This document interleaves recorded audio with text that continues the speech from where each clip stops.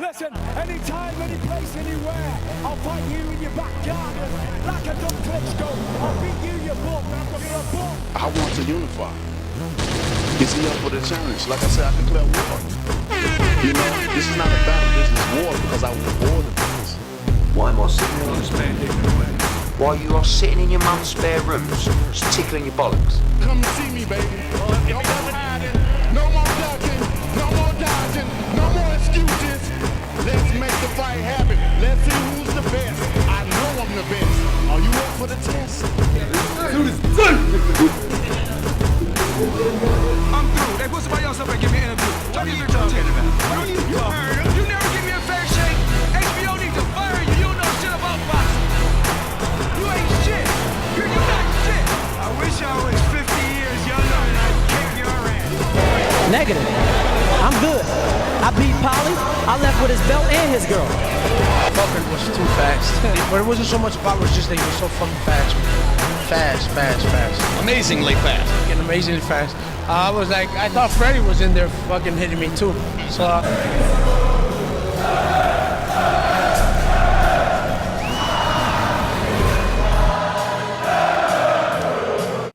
Any of you radio personalities think you want smoke?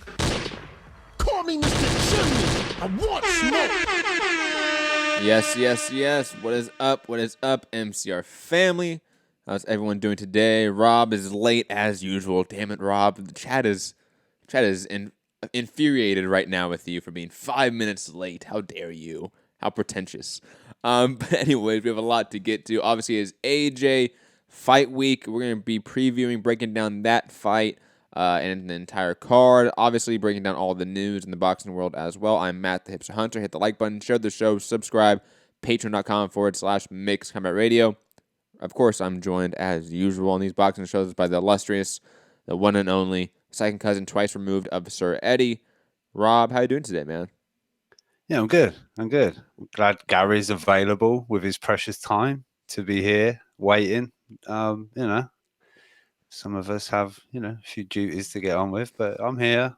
7 minutes past. I'm sure whatever prior pressing engagements you have got, Gary, can wait 7 minutes.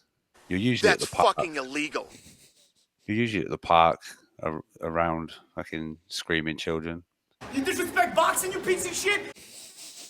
Nah, just Gary. I don't disrespect boxing.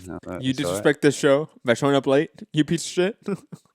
Fuck that shit. Fuck boxing. Fuck boxing. It's going to be a good show. I can tell already. Anyways, back to you, Rob. Yeah, the title is good. You like it? Yeah. What's not to like? Joshua Fight Week, Wilder, Ortiz too. What's not to like? Oh my God, I cannot wait to pay-per-view to rant and rave about that one. But digressing from that, before we get to Wilder Ortiz 2 being pay-per-view, we have to get into the fights this weekend. And obviously, AJ Ruiz is going to be the marquee fight of the weekend, but there are other fights to sort of make note of and to talk about, at least in some passing mention. But let's talk about the marquee fight this weekend. Anthony Joshua making his U.S. debut at Madison Square Garden in New York City against Andy Ruiz on short notice, obviously, because of Big Bay Miller testing positive for a litany of PDs and getting a 6-month suspension. Bullshit. And this fight, to me, obviously we're going to talk about the rest of the card itself and maybe even talk a little bit about just Joshua's U.S. debut and like the ramifications of that.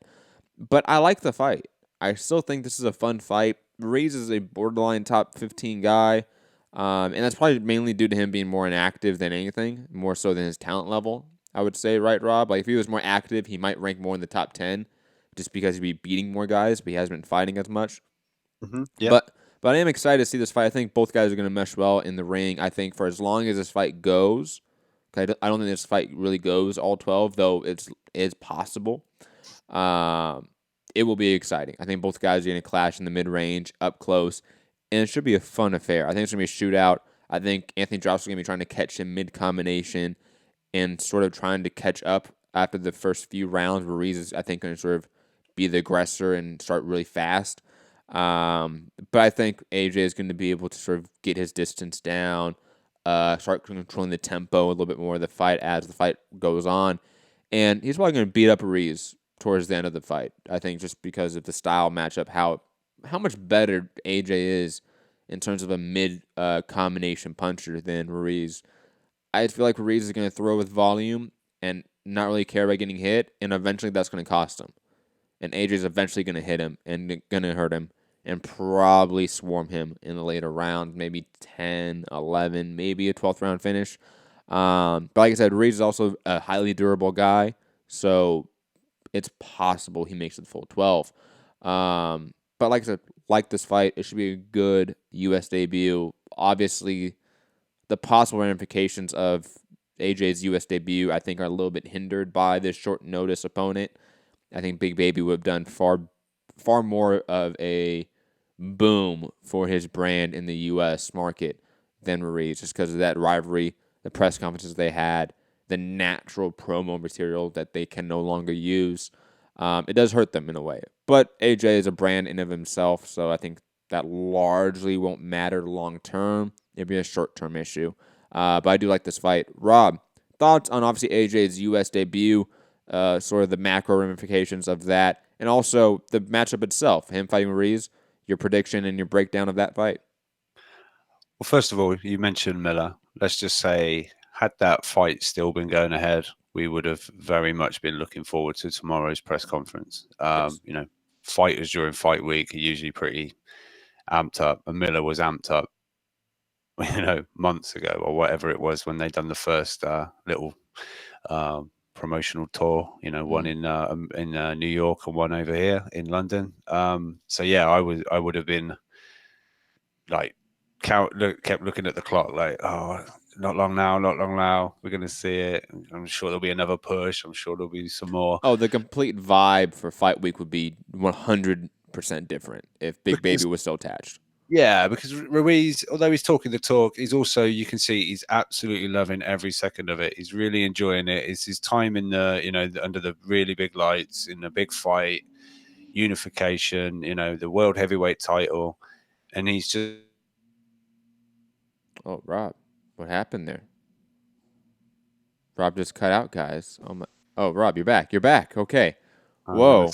Yo, did you get Foo's internet? What happened there, man? Do you guys switch internets? When you connect on the Hangout with Foo on it, maybe shit can get transmitted or viral. Oh, like I've heard of some diseases like that. But digressing. What was I saying when it cut off? I can't remember. But basically Ruiz being a nice guy, and that even though he has tried to sort of promote the fight, you can tell it is him trying to do it. It's not natural. For me, it's that he's got that American, Mexican kind of, I don't know, his voice. It doesn't come with any kind of real, I don't know how to say it properly. It just doesn't deliver well. But I think he means what he's saying. I don't think he's forcing himself to say these things. Like he's kind of, I don't know. He just doesn't. I don't know. I think he's like a rough, tough heavyweight. I don't know. I get more of like a Mike Garcia nice guy vibe from him, to be honest. Yeah, but when Michael talks some shit, it doesn't quite carry because I don't know what it is. It's just something in his delivery. It doesn't. Yeah, because they're nice guys. They're not people that can talk shit. Like I guarantee you this: Mike Garcia, when he's with his homies, doesn't even talk shit to them. Right? Like that would be a safe assumption. He's the quiet guy in the group. When you say his homies, do you mean Eddie Setback? Because he's in there 24/7. But digressing from that. But yeah, no, I think had it been Miller, it would have been a whole different kind of energy, and it wouldn't be gratitude for being in the position. There wouldn't be any of that. Mm-hmm. It'd be we know Wilder said some things fight week. I think Miller would have said similar things fight week as well, and really lifted this promotion up to another level. But it is Andy Ruiz. It is his time, or his shot. He's having his moment. So as far as the fight goes, I'd see this as being a similar kind of thing as the Povetkin fight. I don't know whether sometimes Joshua, with these epic entrances, he seems to get to the ring and he's a little bit dry. He's not fully warmed up. Some fighters are in there sweating before they started, because they've been working out backstage and they're ready to go and they're already warm. But yeah, Joshua, I don't know. I think Ruiz will come aggressive early on, which may be the right thing, may not be. He may get caught with something coming in, walk onto something. But I think Joshua does start a little bit slow recently, and he may get caught on that nose again. I think in the last few fights, he's had his nose busted up. I think there's been some issues there with the nose. So I won't be surprised to see Ruiz draw blood first, maybe. But I think eventually Joshua's skills, his boxing ability, and he will just figure Ruiz out, and it will all come tumbling around Ruiz at some point in the fight. I'm sort of thinking, I don't know, 7, 8, something like that, similar to the Povetkin finish again. I think Joshua said to Akenbarak round 8 again. I know there seems to be this some kind of pressure on Joshua to match Wilder, but I don't think anyone's thinking a round 1, finish. I don't think it has to be a round 1 finish to make a statement. No. As long as the stoppage or the knockout looks good, it doesn't particularly matter what round. I know people will say, "Oh, Ruiz took him 8 rounds." No one said, or 10 rounds. Who cares?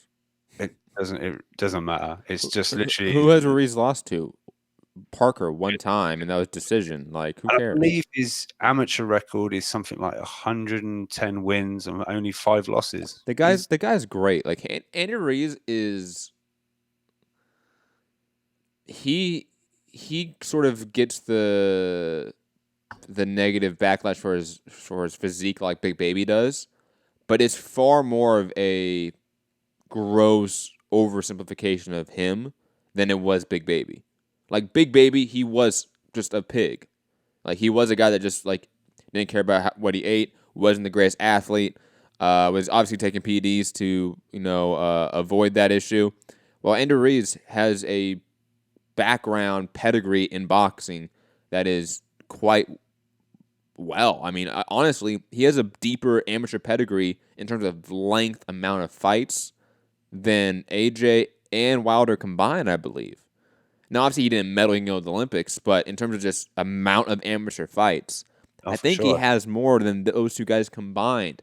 On top of that, his only lone loss is a hyper-controversial decision to Joseph Parker, who has only shown us that he is a top-quality heavyweight still. I think Andy Ruiz is a guy that, because we look at him and we see another Chris Areola or just a fat heavyweight, we then think that he's not good, not an athlete, not talented, but he's all of those things, actually. And I think that's maybe been the trouble for some casuals. It always will be, yeah. Even more so, like, who the fuck is this guy? Look at Joshua, like a, chiseled out of whatever, like some Greek god. And then you've got Andy Ruiz, shorter, like fat, and all that. It's like, what? Come on, what is this? But people who know. So, and as well as it being on DAZN, the assumption is a bunch of these people are sort of more hardcore boxing fans, so they know Ruiz, absolutely, or a good percentage. And plus, Joe Markowski made a good point. A lot of DAZN's subscription off the back of Canelo are Americans or Mexican Americans, Mexicans or Mexican Americans. Yes. And so Ruiz, maybe, as it turns out, isn't necessarily, a bad, as far as people wanting to tune in. There's already a demographic there ready to watch possibly the first ever Mexican heavyweight champion of the world. But he had some interesting things. Apparently, by tomorrow, he might have locked in a deal with Snickers. It's been the power. That'd be awesome, man. I'd be so happy if he does that. Gareth A. Davis asked him about it. No, who was it? I can't remember. Someone did, but he's like, we're actually in talks, and hopefully by Thursday we could have something signed. And whether Ruiz's epic ring entrance is, riding in on the back of a gigantic Snickers bar, like, oh my god, that'd be awesome. monster truck thing or something. I with want a him to Snickers eat hanging out his mouth. I want him to eat a Snickers bar on the way to the fucking ring. I want him to do that. I want him Absolutely. to get in the corner. You know, they take Yes. the shirt off, the towel And off. he's still eating that motherfucker. His coach is feeding it to him because obviously he has his gloves on, coach is right? putting it in, Yes. And then quick swill of water and in with a mouth guard. Yeah. Yes. And also, you know, I don't know if you saw Bob Arum has gone full swing on. Obviously, at one point he's the greatest. He's gonna do It's this. so sad. Ruiz leaves, and now he's a fat slob. This, that, and the other. And he was Gareth A. Davis asked him about that, and he said, "Look, I don't want to talk bad on Bob. You know, he was there, but I've moved away, and opportunities have opened since. And let me tell you, if I'd have got this fight under Bob, he would have robbed me for." So he's suggesting Bob would have taken maybe more of a cut than in his current situation. So then Heyman, what? Fuck yeah! but yeah, Bob Arum has been ripping off fighters since the fucking 60s, guys. Okay, he has been born and bred into the darkness of boxing in ways that no one else has been. Okay. Yeah, I mean, look, I think Don King must have shared a whole bunch of his career alongside. They were contemporaries, yeah. Yeah, so yeah. But Don King isn't relevant anymore. That's the difference. Well, Trevor Bryant, you know, he's stop. Just Stop. We can't do this, okay? Show's over, guys. Sorry, Rob triggered me. Is it for the IBO title? I don't know. Oh my god. Double shot. No, but yeah, as far as the fight, I see it kind of going the way like the Povetkin fight. Issues early from the shorter guy. And I know he's got the hand speed, but as Ruiz got kind of the foot speed to match. I don't necessarily think so, but he's got fast hands. If anyone saw I know it's been pumped out there by Eddie and a few others saying, "Oh, his hand speed, this and that." But you know, I watched the pad work for the media workout. He's got some fast hands. He really has. He's good. So, yeah, and he's good. I mean, again, if he was more active, he could be a top 10 heavyweight, like easily. Like he could be more in the conversation with like a Dylan White, Luis Ortiz, like that class. He could be, or Joseph Parker. You know, that sort of range of heavyweights. In the next kind of bracket, the bottom half of the top 10, right? Yeah, but he's not like Joshua, Fury, Wilder, and then Ortiz, Povetkin, White, and then maybe you would have Parker than him, right? Like that would sort of be the top 10 in a way, but unfortunately, Ruiz hasn't been active, and that's in large part due to Bob Arum and being just a shitty promoter for a period of time. There was an issue with that whole HBO transition to ESPN where you could tell they were working out the kinks, and some guys got lost in the shuffle.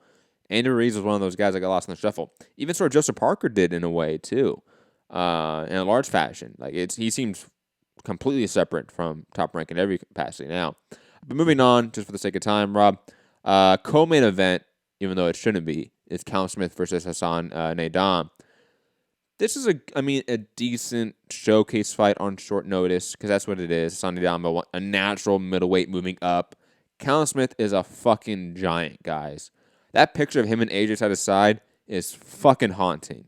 Because also, think about this, Rob. That's not like months out of camp, right? Where he's like filled up. That's him fight week mid-cut. And he's still that massive. God, I don't understand how he makes that weight. I know he says it's easy. It's not. I don't believe it. Bullshit. I'm calling bullshit. I just don't believe it. There's no way. There's no way, okay?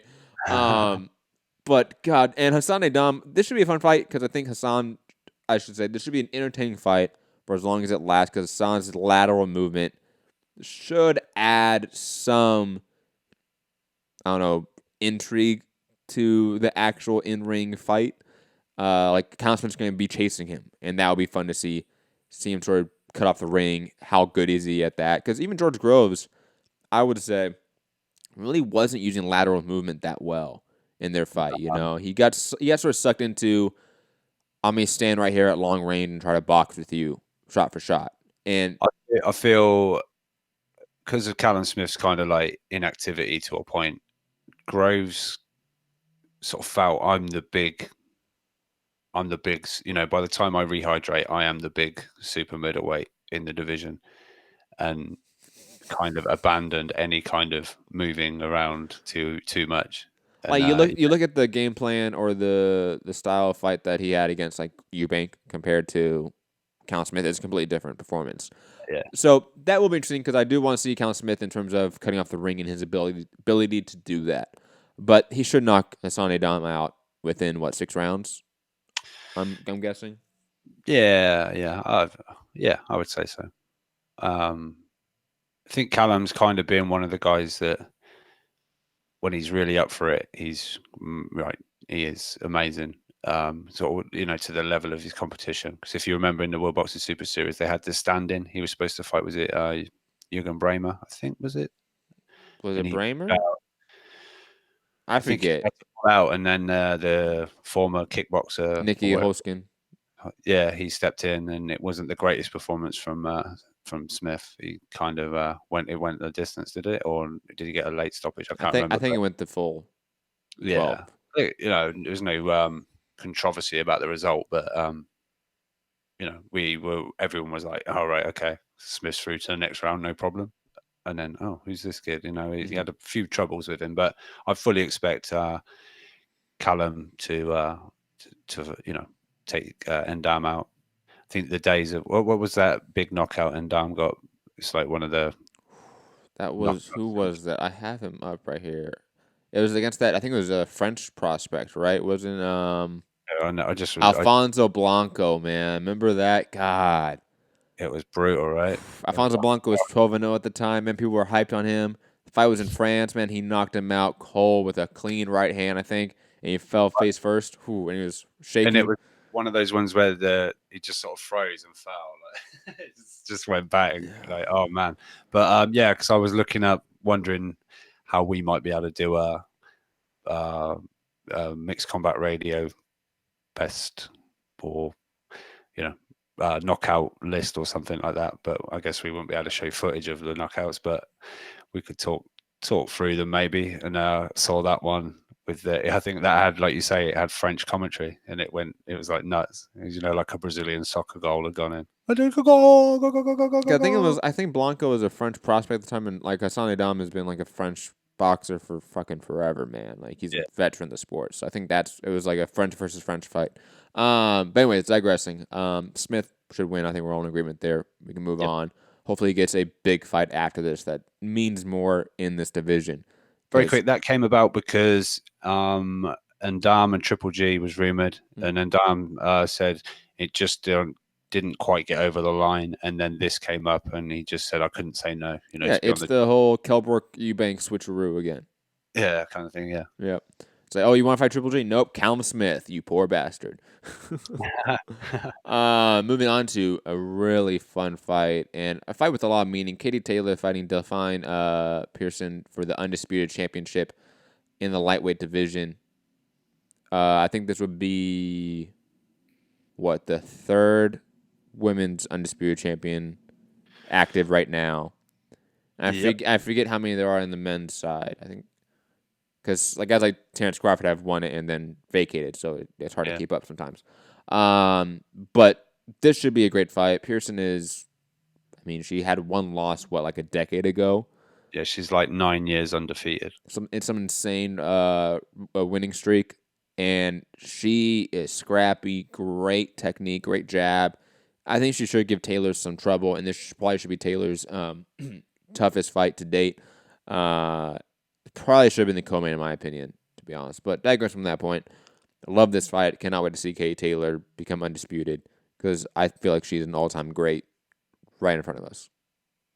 Oh, for sure. What did Delphine Persoon say to Mike Costello? Oh, that if this was an Olympic match, amateur fight over 3 rounds, she said, I would not have a chance against Katie Taylor. She would just blow me away. She's just, but this is a 10-round professional fight. Should be 12. Should be 3 minutes. Well, I just want to slip that in there. Her English was a little broken from the Belgian, but she definitely didn't say that. No, but she said, this fight, the longer it goes, I see it going in my favor. But she was under no illusion. She said, "I cannot match her for speed at all." course not. Katie Taylor's just a different, different kind of fighter. But Different athlete. yeah, and this has been. I don't know. I'm sure you've seen the Katie Taylor story on Netflix by now.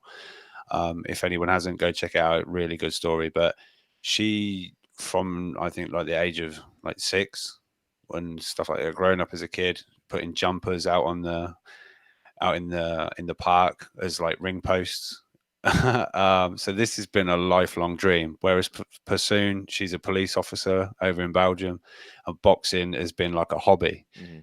I mean, it obviously appears to be more than a hobby because she's had like 40 odd fights and she's only lost one. So she's obviously good at it.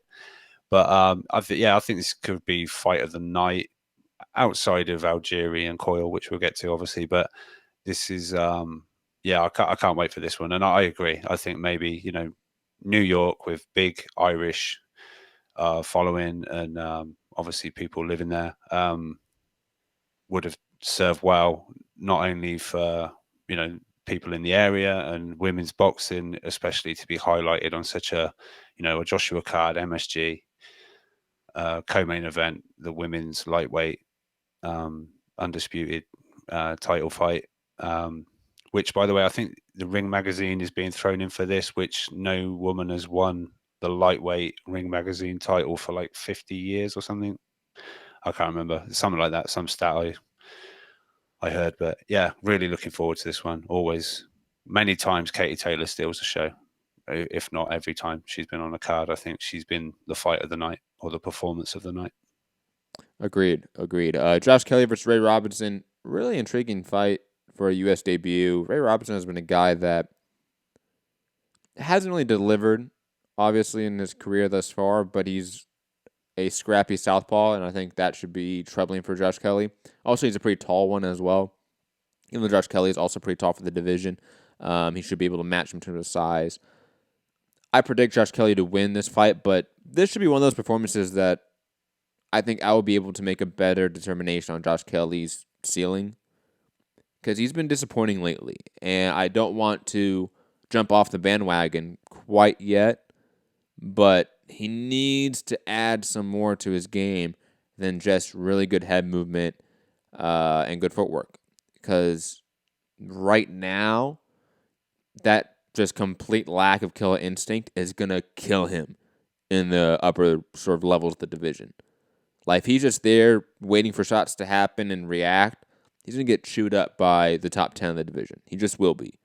Even like the old guys of the division, like Collazo, and like that sort of era, like they might chew him up. Like Andre Berto might give him that work right now because he doesn't seem to know when to sort of offensively pull the trigger and defensively to pull back. We talked about this on yesterday's show about like Shakur Stevenson and other prospects, and even like Devin Haney, like knowing when to sort of push offensively and when to pull back defensively is a skill you need to learn to sort of achieve success in the upper levels of boxing. And certain prospects never really get that down. And I worry about Josh Kelly's ability to get that down, because there's times where he could just sort of go to fourth gear, and he just doesn't. He stays in first gear for 12 rounds or 10 rounds, and it makes zero sense. So hopefully we see something a little bit more from him in this fight, even though it is a tough fight, to ask him to show us a lot more from his game. Rob, your thoughts on Josh Kelly versus Ray Robinson? Yeah, I think it's. I'm looking forward to that one. Always look forward to Kelly fights, but like you say, just of late, I don't think he. I just think he switches off. Like sometimes he's almost like, this is too easy. Because the early rounds, I'm just blown away by him. And to think, wow, he's British as well. Like, wow, we're used to fighters like this coming from other shores, but he's a special talent, and I don't know. I want him to just stay engaged and not drift away. He just seems to go in some kind of like another little mindset, and then he'll like suddenly explode, and you think, oh, here he goes. He's going to go through the gears now. And then he sort of gets off a couple of shots off, and then he's back, almost like invites the guy onto the ropes, and like, let me show you a bit of my rope-a-dope skills now. Oh, let me show you my defense now. It's like, let's just show us you knocking this guy out now, please. You know, I think he's got it in him, and obviously, but I just think I don't know. Like I said, whether he just sits there and he gets a little bored, like it's all too easy for him. I think Sometimes I it's think like he's I think all he in slow motion, and I think he sits in there and just looks at his work too much. Like he'll do something and just sit there and marvel at what he does. You know what I mean? Instead of just doing the work in a way. And I don't mean that to say like, oh, he's super cocky, but some guys just like it's a subconscious thing. Like they get mesmerized by what they themselves are doing in there. While other guys, they can have that flair and style, but they're just more methodical and efficient about it. Like it's a job to them. While Kelly, I think he's almost just like flowing in there, like almost like a hippie, like free spirit style. Like he is not fully like focused, if that makes sense. yeah, it's not like that. Yeah, like what he is, he's just like, ooh, that's cool. Ooh, that's cool. This is cool. This is fun. And he's never thinking about like, okay, this is what I need to do to make a showcase performance. This is what I need to do to put this guy out. He's never thinking on that level. At least that's not what it seems like. Yeah, I mean, it's easy to say this is what he's doing, you know, that. But I don't know. And sometimes I feel like, is he too much of almost like a perfectionist? Is he like, oh, I didn't quite do that right. Let me go back and set it up again and like nail it the next time. But I don't know. I'm sure he's going to win. I'm confident he'll put on a display, especially, you know, this is his, you know, we've talked about Josh Kelly. American fans have been all kinds of boxing chats going, oh yeah, this guy, you know, oh, the Brits are excited about someone. So I want, you know, he's there in front of an American audience. You know, show America what you got. We know you've got it. Just put it all together in a performance, you know. And you know, this is a stiffish test, I think. And if he can come through this one and look good doing it, it's, you know, a mini statement, you know, as to, you know, what's coming next, kind of thing. So yeah, we'll see. But I'm sure he'll win. He always exciting. Chris Adria versus Tommy Coyle in another fight. I think Adria should win this one. I've never been super hyped on Tommy Coyle, though I think he's like a decent opponent. You know what I mean? Like he's one of those guys that's been around for a bit. Sort of that borderline top 20, 25 guy in the division and sort of been there for a while. Algeria's been inactive, so hopefully this is a period of him being active more. I like a Chris Algeria that is active in the sport. I think he's a really fun boxer. I remember watching him versus Provodnikov and, you know, becoming a fan instantly of that style. So I'm always going to pick Algeria with my heart. I'm going to be honest about it. Rob, thoughts on this fight? I think, you know, Coyle is quite a large underdog, but I don't think he's ever really been a favourite in any fight. He's usually the underdog. But one thing is for sure, he will 100% go out on his shield. He is an absolute like warrior. He said the other day in an interview, whatever's going on in my life, all I know is fighting, and I absolutely love fighting. He's pinching himself now like I'm fighting at MSG.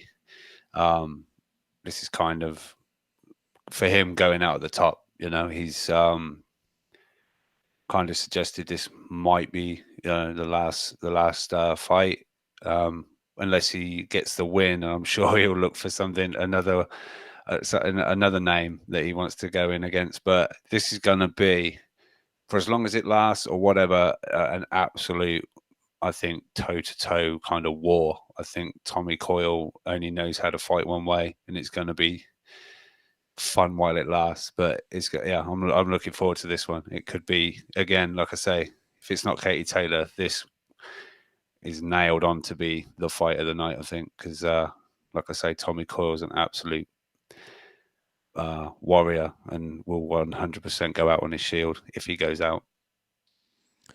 Agreed. Joshua Buatsi, at this point, I think is fighting Marco Antonio Parabon, right? But that's not a 100% official yet, is it? Yeah. Okay, BoxRec doesn't have it in. Get on that BoxRec. Eddie Hearn announced it, and so Buatsi should win knockout sometime within 4 rounds. Parabon's been out for how many years? Like 2 or 3 years? Last fought 2 years ago, I think. Lost a unanimous decision to Yildirim, I think. Yep. And fuck, if you lose to Yildirim, I don't have any respect for you. Well, Just being honest. Diego Pacheco is also on the card. Austin Williams also on the undercard. Two good U.S. prospects to sort of keep an eye out under the Matchroom U.S. banner.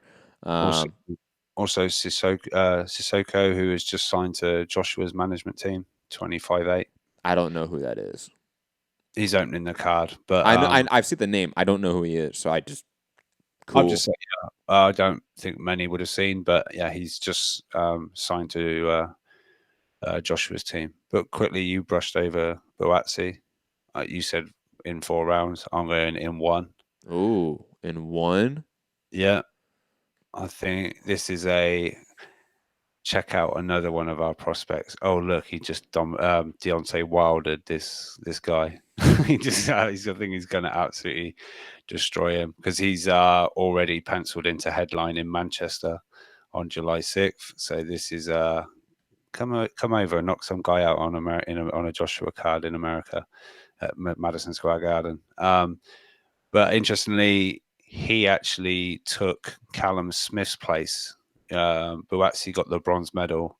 He actually qualified ahead of Callum Smith for the Olympics. So when Smith didn't make the team, but he's now the Ring Magazine and WBA super middleweight.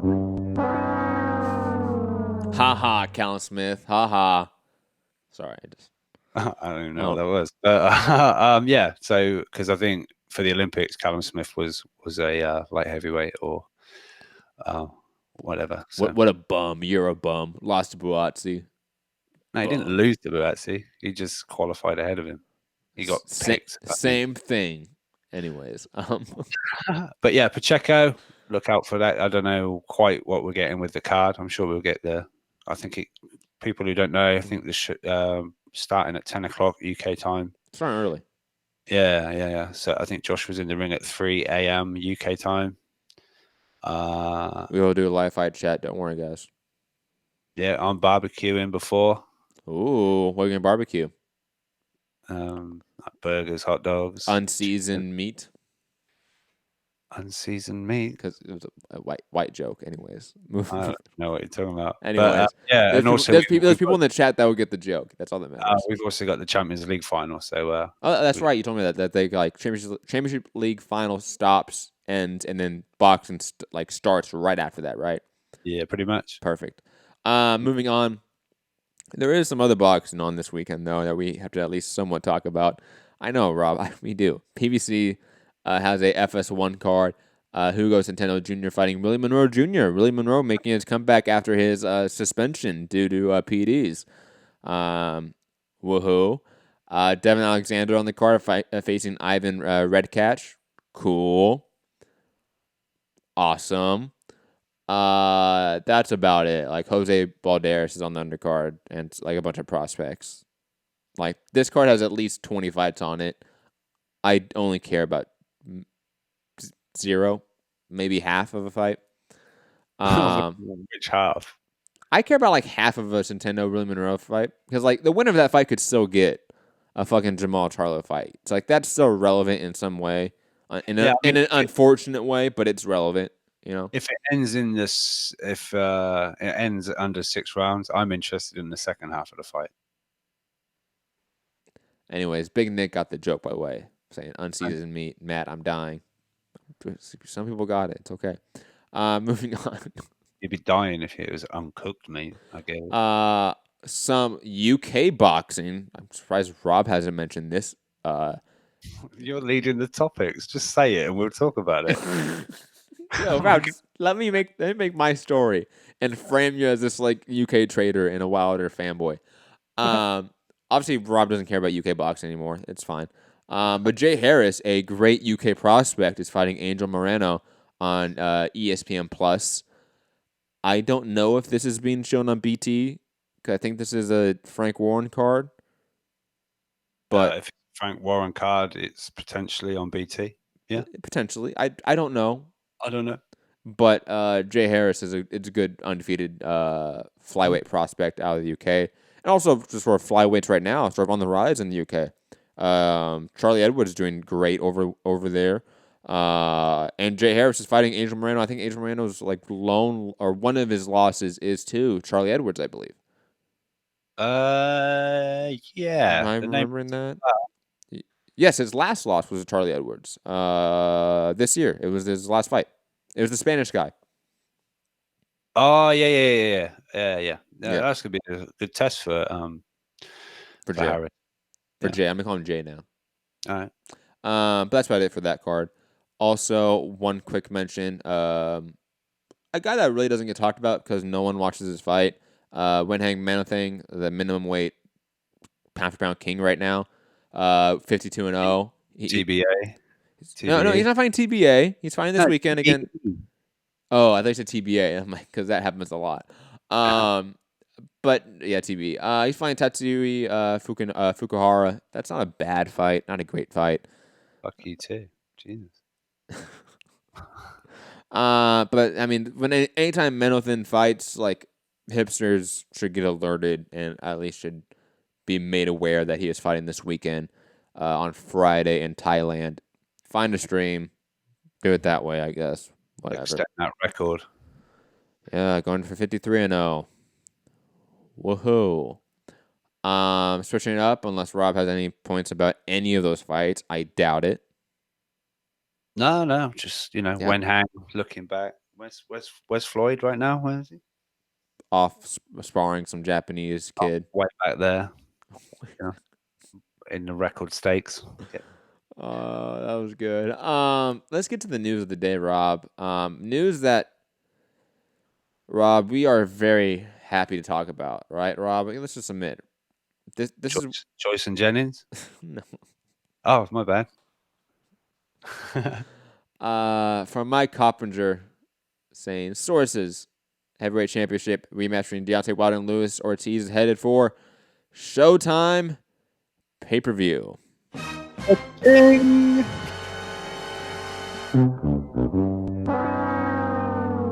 disrespect boxing, you piece of shit. Ching. I mean, Rob, do you want to rant first or do you want me to rant first? Who do you want to rant first? How many buys do you reckon, first of all? Fuck. 200, 250. They're lucky. I'm going. But 200 is probably a safe bet. I'm going 150, 200. Nah. It won't do Crawford Khan numbers. There's no way. Which Crawford numbers? The viral tweet that he put out, or his actual boxing match? The viral tweet. What? If his dude passing out on that. Oh my god, that was such a great video. Yeah, we should talk about that like after the show, like towards the end of the show, because that was hilarious, man. That poor guy that he put on blast. I would be so upset if my friend, who's a celebrity, put me on blast like that on his social media. But digressing from that, I was laugh. I'd be creasing, man. Look, Robbie came on yesterday's show when this was first being rumored and sort of talked about, like, even Wilder came out, like, fights happening, guys. We were all under the understanding that it was going to be Showtime again, right? Like, it wasn't going to be pay-per-view. There was no mention pay-per-view at that point. I think you remember I said wait and see. I know, but at that point there wasn't pay-per-view attached to it, and we were optimistic. Like, look, like it's obvious the parties involved aren't fighting each other. The AJ Wilder parties aren't fighting each other this year. A Wilder Ortiz fight in the meantime, and let's say AJ Usyk fight in the meantime, perfectly serviceable. AJ White rematch, perfectly serviceable. Like, we deal with it. However, you put a fucking $75 price tag. And please, Christopher Carlson, I don't want to hear from you on social media telling me, well, you can go to a movie theater and pay $20. Fuck out of here with that. Stop. Could you get your equipment there, Matt, for the live fight? What an idiotic defense of this being pay-per-view. That, you go to a movie theater, $20. Do I want to go to a movie theater and sit there with the 20 people I don't know and watch a fight? No, I don't want to do that, guys. I want to be in my house with my good TV and watch the fights. And guess what? Work. Because that's also what I do. So no, I'm not going to go to the movie theater and buy $20. On top of that, for all of the PBC defenders out there that are out there attacking me for pointing out the amount of pay-per-views that PBC are planning in this fiscal year, which are going to account for over $500 worth of cost for the consumer and the fans, that, we could just stream it. Fuck off. Okay? You stupid hillbilly. Stop. Okay? Are you fucking serious right now? That's your defense? That's your defense of a corporation ripping off consumers and fans. Like, you can just illegally download it or stream it. Or hell, go to a movie theater, guys. It's cheaper. Fuck off. Okay? And and for those out there, I don't want to get into the merits of whether or not Wilder Ortiz 2 specifically should be pay-per-view, because that doesn't matter anymore. It just doesn't. It is clear right now that PBC has ramped up the percentage of boxing pay-per-views to a degree that not even the Mayweather era arguably fucking had, guys. You go back there. Go back in like 2008, 2007, like the heyday of Mayweather-Pacquiao mania, right? Count up how many pay-per-views there were that year. Please. Please do that. And then come back to 2019 and then throw in 2018 with December 2, fiscal year, and count up the amount of fucking pay-per-views that us as the consumer had to pay for. On top of that, pay for a $20 fucking streaming app. On top of that, another $5 streaming app. On top of that, Showtime, ESPN, whatever you need to be a fan of the sport. It's going to cost you at least, what, $700 a year? $1,000 a year to be a fan of the sport? Fuck out of here. And if you are out there defending corporations doing that for the consumers and fans, stop. I don't want you involved in this community, in this industry anymore. And if you are media doing that, you are betraying your basic fucking duty. Your basic duty as a journalist, as a media member. If you are defending this rampant rise to rip off consumers. And obviously, you can throw in the, well, guys, we know with the amount of money being flooded in with the sport that the cost per event's going to rise. It has to, guys, to keep up with the amount of money that fighters are making. Fuck off. I don't care. I don't care. You can make that point, and guess what? It doesn't matter. Because consumers, regardless of that point, are getting ripped off for fights that they should not be paying for. Period. We have Garcia versus Garcia being pay-per-view. I am so mad at this industry right now. And the fact that I get paid to talk about this adds so much stress to my life. But you know what? Fuck it. I'm a degenerate. I may love the sport regardless. And you know what, Rob? I'm probably going to buy this pay-per-view. You know me, right? Like, I'm a degenerate. It's a tax write-off. So I'll buy the pay-per-view. I have to do it for the live fight chats, for the show, everything. But I'm not happy about it. And guess what? I know there's a lot of fans out there that don't want to do it, that don't want to pay for all this content because they realize they're getting ripped off. And swear to fucking God, all you PBC fanboys out there on Twitter that bitched and moaned about a $20 streaming app or $100 a year service for DAZN, and you were out there championing this being pay-per-view, you are scum. Like, you are the worst part of this fan base in this community. Because you make excuses for corporations ripping off consumers that are just so blatantly false, malicious, that you don't even deserve the light of day, honestly. You don't even deserve mention on my show. That's why I'm not mentioning any of you by name. But you all deserve to be mentioned by name and called out for your fucking bullshit and your shenanigans. But rant over. Fuck Wilder Ortiz 2 being pay-per-view. Complete bullshit. Fine fight. Great fight, actually. I'm okay with it. It's arguably top 1, 2, or 3 versus a top 5 or 6. Does not deserve to be pay-per-view. Especially when the first fight wasn't. Fuck out of here. Rob? I was trying to get a standing ovation soundbite already organised, but I haven't got one. I'll go with this. Hallelujah. Hallelujah. I'm so proud of you, Matt.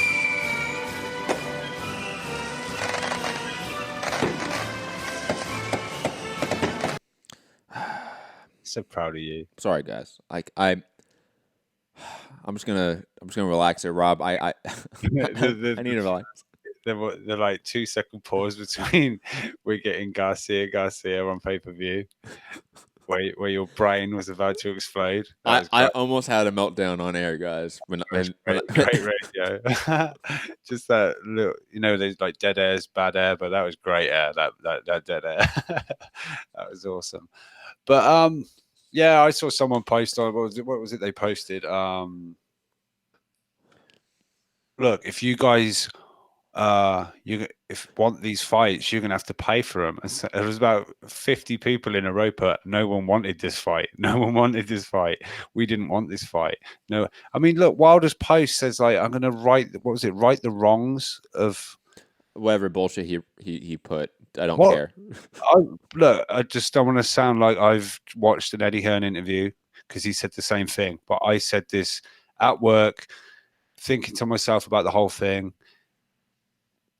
What wrong has he got a right? You knocked the guy out. Yeah, you got bust up a little bit in a round, but you knocked the guy out. You knocked him down like what, 4 times, 3 times, 4 times? Won the fight by knockout. What have you got to put right? You've done it. I just, I could feel a Matt like rant coming on right now. You know what, Rob? That got me really excited. Pause. When I could hear that in your voice, like the fucking aggression. I could hear it. Order. Get off my lawn. No, but I don't know. It's just. I mean, we didn't even. We spoke yesterday about how Joshua was on First Take, and he said, "Look, after my fight, sit down, man to man, mano a mano." What did he say? Pity. So there's no pity pat. He said, she said, mano a mano, get this fight fucking made. What? 6 hours later? No, it wasn't even that long. When the first report came out, because that was leaked information. Like most Wilder's. Wilder's official statement. Not that long. I would say. First Take was in the morning. This was at night, right? No, it wasn't at night, man. That was like midday, I want to say. Like that maybe was 6 hours, but it would be like 6 a.m. First Take was filmed, and then noon, fucking Wilder made the post. Because I want to say Wilder made the post that it was official, but that was before pay-per-view. Pay-per-view came at night. That piece of information came way later. Well, anyway, someone said to sources and sources that this fight is done or something, and Mike Coppinger said it's on his fucking Twitter. Yeah, that's fucking Barboza Box on Twitter. He's like, I'm hearing Wilder Ortiz is made, guys, and Cop goes under there like it's on Wilder's fucking page. Wilder said it on his page, yeah. Yeah, I can't work this out, but yeah, it's as far as this fight happening, I don't know why it is. Again, I'm okay with that happening. Pay-per-view. See, you are. I'm not really. I don't see the point of this second time around. I really don't. And as far as it being pay-per-view, I think it's some kind of evidence that Showtime can't keep dipping into their pocket without getting some money back somewhere. Rob, I'm not too worried about that because no, I'm not. Everyone's overspending right now, so that's just an industry-wide problem right now. But digressing from that, do you say that as in you would prefer if, let's say, Wilder AJ obviously is not happening now, you prefer, let's say, a Wanaki fight instead, them just to jump to that one instead, fresh. It's a new matchup, more so than retread Ortiz, or you are of the mindset no, fuck that entirely. I don't even care about that. AJ Wilder or I don't want it. Period. No, I don't want to see if you're not fighting each other, I don't want to see you. I will still, but I just don't want to. Ortiz, since losing to Wilder, since being knocked down 4 times, and yes, he nearly got him out of there in 1 round, but he didn't. Right, and Wilder showed the chin, the fortitude or whatever the fucking word is, I don't know, but the strength to come through it and then come out and just destroy the guy, put him down X amount of times. Yes, Ortiz was a bit gassed out after that because he put so much into trying to finish it. But Wilder destroyed him after that. It was game over. Ortiz didn't want none of it. When have we seen Ortiz treated like that? Never. And he's 39-40. He then fought Kaufman, went 11 rounds with Kaufman, or 9 of a 10-rounder. He then went the distance with fucking Christian Hammer. He hasn't looked the same guy. People have been saying, although obviously if this fight is in September, he will have a training camp, but he looked out of shape when he got in the ring after the Brazil fight. He looked a bit, people were saying he looked like he put quite a bit of timber on, which is suggestion. People said he would not have been ready for Joshua.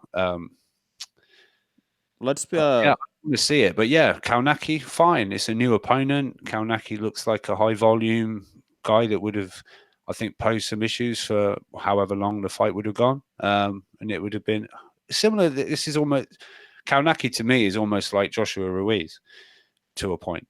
It's going to be a smaller guy, high volume, fast hands, trying to get inside under the jab, get under there and do their work. It's similar. I'm not saying it's an exact replica or anything like that, but it's a similar sort of matchup type. I'll put it this way. I'm like I said, I'm okay with Wilder Ortiz on principle of like just the matchup itself, right? Like same, like I'm 100% in favor of AJ versus White too. Like I think there's some benefit to both those rematches. If neither top guys are fighting each other and Tyson Fury is fighting the Tom Schwartz of the fucking world, for me, I'm okay with those rematches. Yeah, for me, White has earned that spot though. Since Joshua, just looked better. He's had 9 victories, unbeaten, and his progression has been since fighting for the British title against Joshua. He now has earned himself a world title shot, in my view. Yeah, but that's also he's had his world title shot, has looked pretty ordinary in 2 of his following fights, and now he's getting another shot at the title on pay-per-view. I just look again. I'm separating pay-per-view because my rant about pay-per-views can be separate from the matchups itself, right? I have to, Rob. I have to separate them in my head. White Ortiz. Fuck, I forget what I was gonna say. Damn it! I got sidetracked with pay-per-view again. I'm like, God damn it! It's still fucking pay-per-view. I think that it's hard to compare the two like as one-to-one analogs of each other. White Ortiz in terms of their respective rematches, because AJ White was what 2014. What year was that? I don't think it's quite that early. I'm not sure. 15? 16? It can't be 16. I feel like that's way too far back, but maybe I'm tripping. Let me get it. Someone in then again, boxing years are like fucking dog years, people. Let's all agree on that, right? Like 1 year in boxing is like 7 years of actual real life. The 12th of December, 2015. Ooh, wow. It was later than I thought. So it's been roughly, let's say, 3 to 4 years, right? Let's say in regards to when that rematch is probably going to happen. I do think that rematch is probably next. I think Usyk, unfortunately, due to timing, isn't going to get that fight next with AJ because he didn't get his heavyweight debut. While Wilder Ortiz happened a year ago. I think like there's a difference to that. Like White went from both guys being prospects at that point to now being the contender. And 4 years have passed. While Ortiz had already been a contender, only 1 year had passed, and he's already a finished product. On top of that, I will say Ortiz, historically, always looks like trash with subpar opponents. Yeah, he just... Yeah. With good opponents, he usually looks far better. He's one of those guys that definitely boxes to the level of his opponents in some way. But digressing from that, it doesn't matter. It's fucking pay-per-view. Fuck that. It's bullshit. It doesn't deserve a $75 price tag. And to be honest, a lot of these fights don't deserve a $75 price tag. You can make a legit argument that Wilder Fury maybe was one of the few that deserved it. Pacquiao Thurman probably deserves it. But that's about it. The rest are experiments that may or may not work that are still a push on the consumers and the fans. Even then, pay-per-view as a whole, I think, is an outdated model that needs to be thrown out. I think the big issue why we have pay-per-view is that advertisers in the U.S. don't want to be involved with boxing. Like, that's always what I've heard, is that advertisers do not want to be involved with boxing. That's why it's so hard. It was so hard for PBC to get that network deal. It's because network advertisers don't want to be associated with boxing sometimes. And that's why they went to premium cable, the HBOs, the Showtimes of the world that don't need advertisers. On top of that, pay-per-view in the last, 20, 30 years in boxing history. But it's time to move away from that. Like, I think we are in a place in society where, for whatever reason, I think either people have gone over in some aspect, the destructive nature of boxing, but also understand every other sport has destructive natures like boxing, like NFL, CTE research has proven like, oh, you thought NFL was so much safer than boxing? Nope. Just because you have a helmet on doesn't do anything else to help you. I think maybe that has sort of leveled off the discrepancy on like damage, like the perceived like, oh, people are hurting themselves and I'm watching it value. But digress from that point, pay-per-view needs to fucking die. And Wilder Fury 2 might be a success, air quotes, whatever you determine that to be, but it still doesn't deserve to be put on the consumers and the fans, period. And the recent trend of let's throw every major fight on pay-per-view isn't a way to endear yourself to a younger generation. My generation. It just is not. Major fights? Every major fight? Every major fight. Garcia, major fight? Major names. Ooh, right. See? I say clarify because fight. Okay, any fight that has big names, and I'm using that as a relative sense, big being relative, right? Pay-per-view, and that sucks. Like that needs to go away, especially in a simultaneous era where we have these monster network TV deals. Like, how does that make sense? Like, PBC gets the fucking deal with Fox, gets this huge upgrade with Showtime, and all their major fights go to pay-per-view. In large part, that's some way to compete with the competitors with ESPN and DAZN with what they're paying the fighters right now. But, again, industry-wide issue. How do we fix that? No idea at this point, guys. Very quick. Eddie said, like, he said, I told you, no one would listen. As far as like the decision from Wilder to sign this fight, and it's embarrassing. He labeled it all that kind of stuff, and it's just time to move on from Wilder. We'll deal with people that actually want the fight and this, that, and the other. But he said, I've had people telling me he couldn't fight Joshua because he signed a free fight deal with Showtime. And also, Paulie suggested that regarding the DAZN deal, Showtime, what did he say? Came close to matching the offer. And because Wilder's been there anyway, the loyalty, he sort of accepted it, even though it didn't match.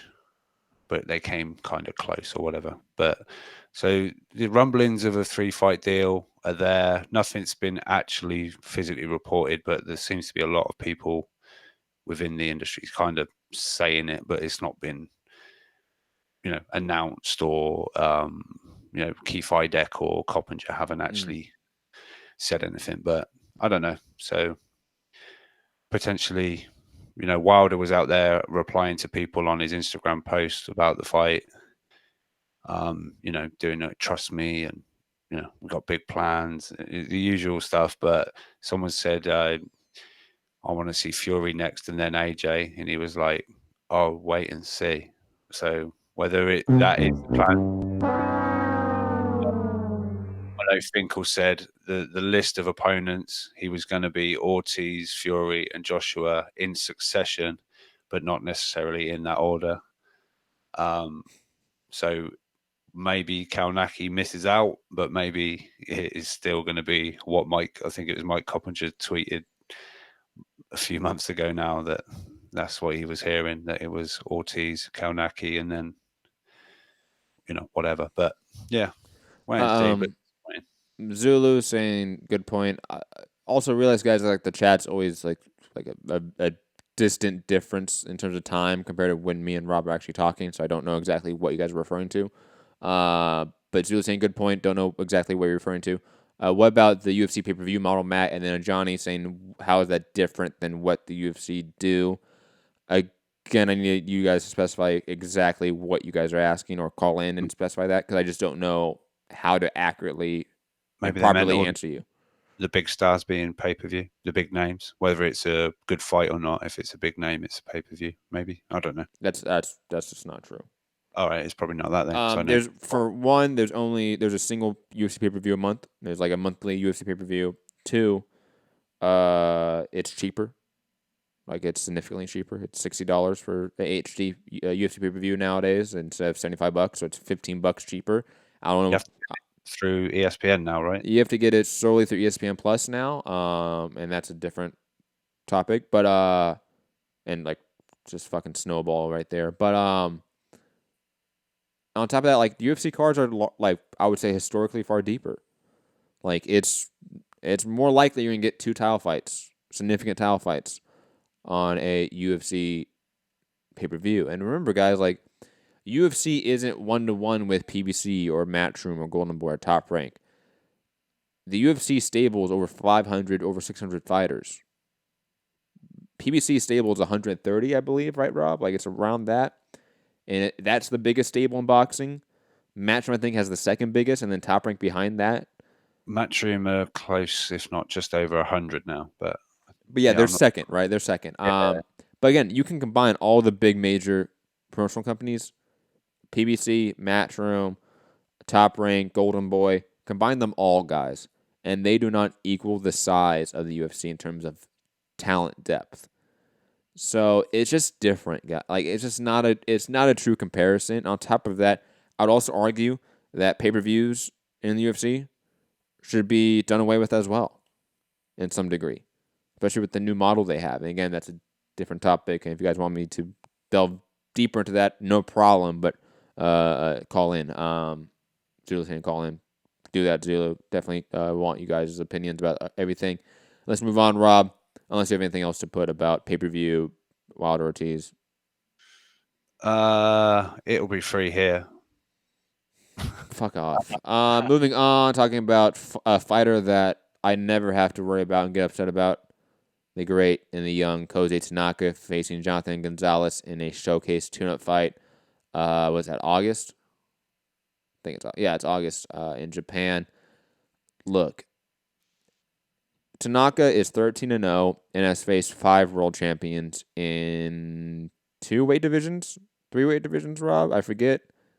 Trying to remember. I think he's a 3-weight division champion. I think so. I think you're right, yeah.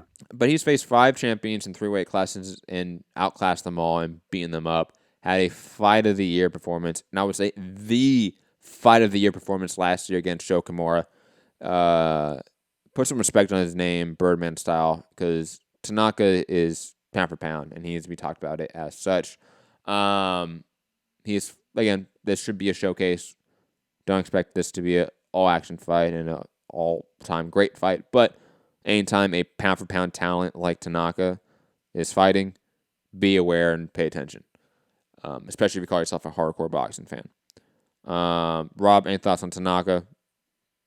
No, just always enjoy his fights, but not really. I don't think I know much of the other guy, to be honest. He has not a bunch of losses, but I think he has like 3 losses, and they're against relative nobody, so that's concerning. Yeah. You know what I mean? But moving on to, I know, a topic you're going to love. It's official, guys. Fully official. Joe Joyce is facing Bryant Jennings, yes, on the undercard of the Daniel Dubois, Nathan Gorman fight, which I got to say, that in of itself,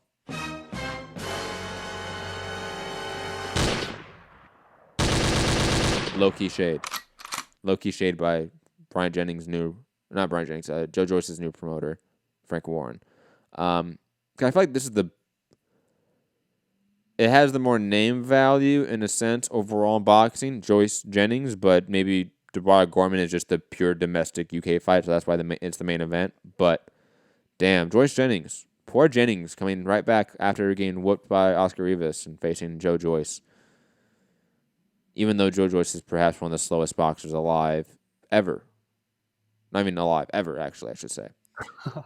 But Rob, your thoughts on this heavyweight BT Sports? Is it co-main event? I would assume it's a co-main event. Yeah, it's on the Dubois Gorman card, right? Mm-hmm.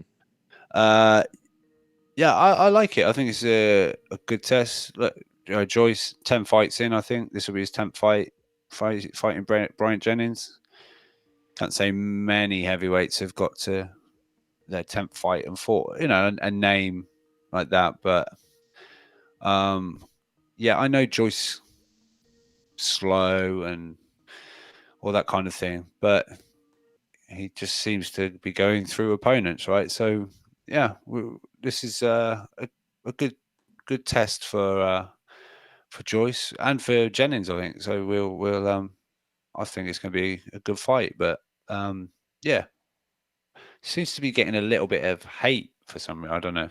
It's mind Really? you, most announcements seem to get the haters are always there. What kind of hate? What kind of hate? Just I think it's like there's a few like really anti-Joyce sort of like just Oh, he's because this is a good fight for Joyce. It's an Yeah, awful but fight for Brian Jennings. this was when Joyce was saying I want to fight Ortiz next, I want to fight this guy next. Oh, okay, yeah, fuck those guys. Like those fans are the worst. Moving on, Ray Vargas versus Tomiki Kameda, official for July 13th in Carson, California on DAZN. I'm gonna try to get credentialed for that one. I think, even though I hate Golden Boy cards, god damn, they are the worst. But it's so close. That's how you get credentials. I mean, like they're not gonna listen. But it's close to me. Like I just applied for fucking Kome and Beltron, and that's in Temecula, which is like an hour and a half away. Ugh, god, that sucks. And I just applied for Pacquiao Thurman, but that's Pacquiao Thurman. It's like that's a good fight and a really good card. So like I'm okay with that. But Ray Vargas, Kameda, decent fight, but you add Golden Boy on top of it, I'm like, ugh. If anyone else was promoting it, I'd be far more happy about dealing with it. They're just awful about media accommodations. They just are. Moving on though, unless you have any thoughts about it. No, just good to hear. Trying to get out there with the content, especially with the flashy, logo reveal video we got for all that content. And my new fucking tripod, man. Oh yeah, you got to break that bad boy in, right? Yeah. Well, I did it for the last card I was at, man. That was fun. Oh, you enjoyed using it so much? Yeah, you can't use it again. Well, you know what's fun? Because like it's one of those like you can fucking take off one of the legs and it's a monopod, right? So I was just fucking monopoding it up. It was nice, man. I liked it. Obviously, I'm attempting to do all this stuff myself, so I don't know what you just said, but it sounded you have a tripod, right? I did really know what you meant, but okay. Well, fuck you too. Okay. Anyways, moving on. Moving on. Talking about a topic I know you're gonna love. There seems to be some women's lightweight or sort of featherweight beef because I know Amanda Serrano's sort of a featherweight that moves up and down. And she's sort of come out and like attacked. I don't have the tweet in front of me, unfortunately, but she's come out and attacked Lou DiBella, Katie Taylor, Eddie Hearn, and like everyone involved, basically saying that she has not received a contract for that Katie Taylor fight that was talked about. Look, I don't necessarily like care too much for Amanda Serrano because she's she has some weird beliefs that like I don't fly with. But what the fuck's going on here, man? I want to see Katie Taylor fuck up the Serrano sisters. Eddie Hearn, Lou DiBella, send the contract, man. What are you guys doing? Well, or was it a term sheet or Eddie? The contract is signed. It's done. It's like there's a deal in place. She's saying the opposite. I don't want to know. Whatever. I don't care. But all I want to know is, Lou DiBella, are you still with Deontay Wilder? What's going on? Oh my God, you're so obsessed. I just want to know. That's all. So obsessed. Relax, Rob. Relax. Moving on. Fine. Jesse Hart versus Solomon Barrera is finalized. Another one of those fights that we talked about a while ago, but it's now official. It's finalized for the Fury Schwartz card. Love this fight. I think it makes perfect sense for both parties at this sort of crossroads career point for both guys, respectively. Should be a really fun fight, too, in my opinion. Solomon Barrera is a come forward guy. Hart, usually is a guy that wants to be on his toes and box. Should be a good style matchup. Rob, any thoughts on this? Yeah, no, I'm looking forward to that.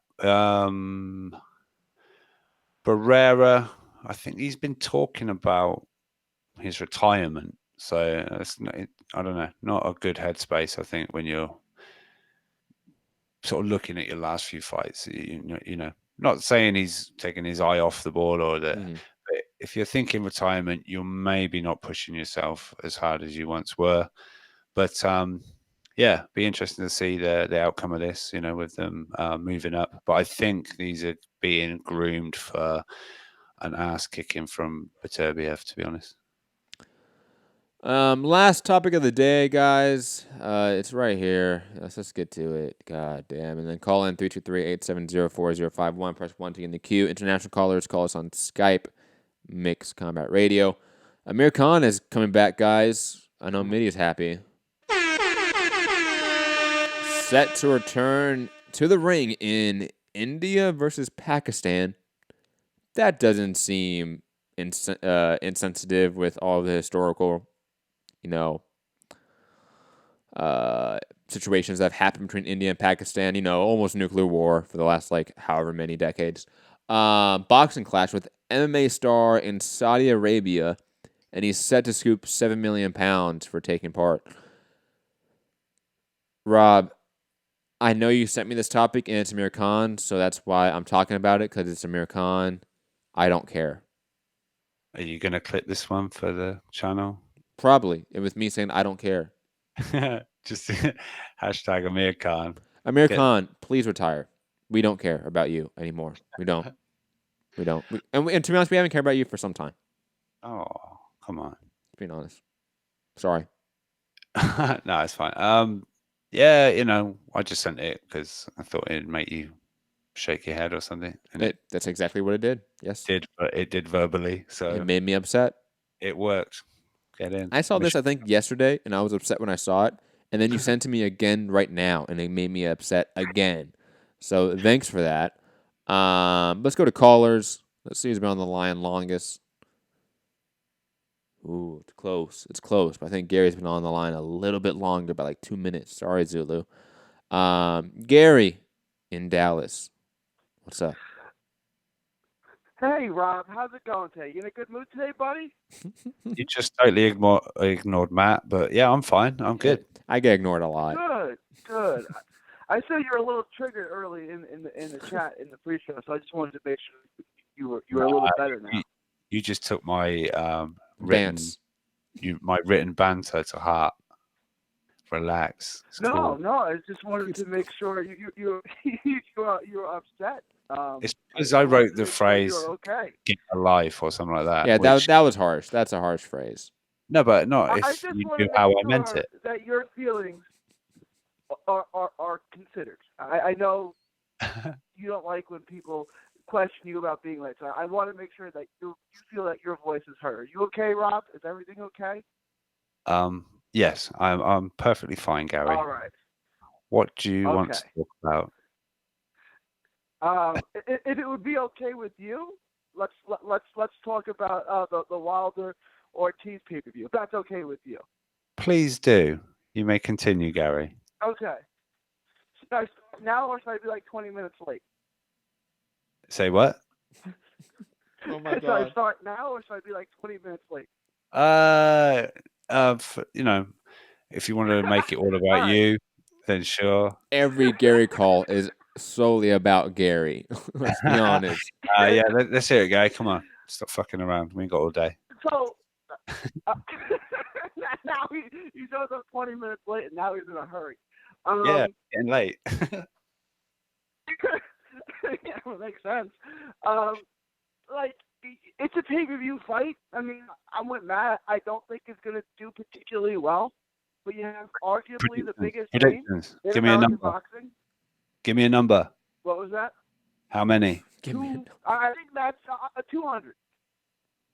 I mean, I'm with Matt. 2 to 250. I think you're a little low ball, but you could be right. I mean, I think we're all in the same ballpark.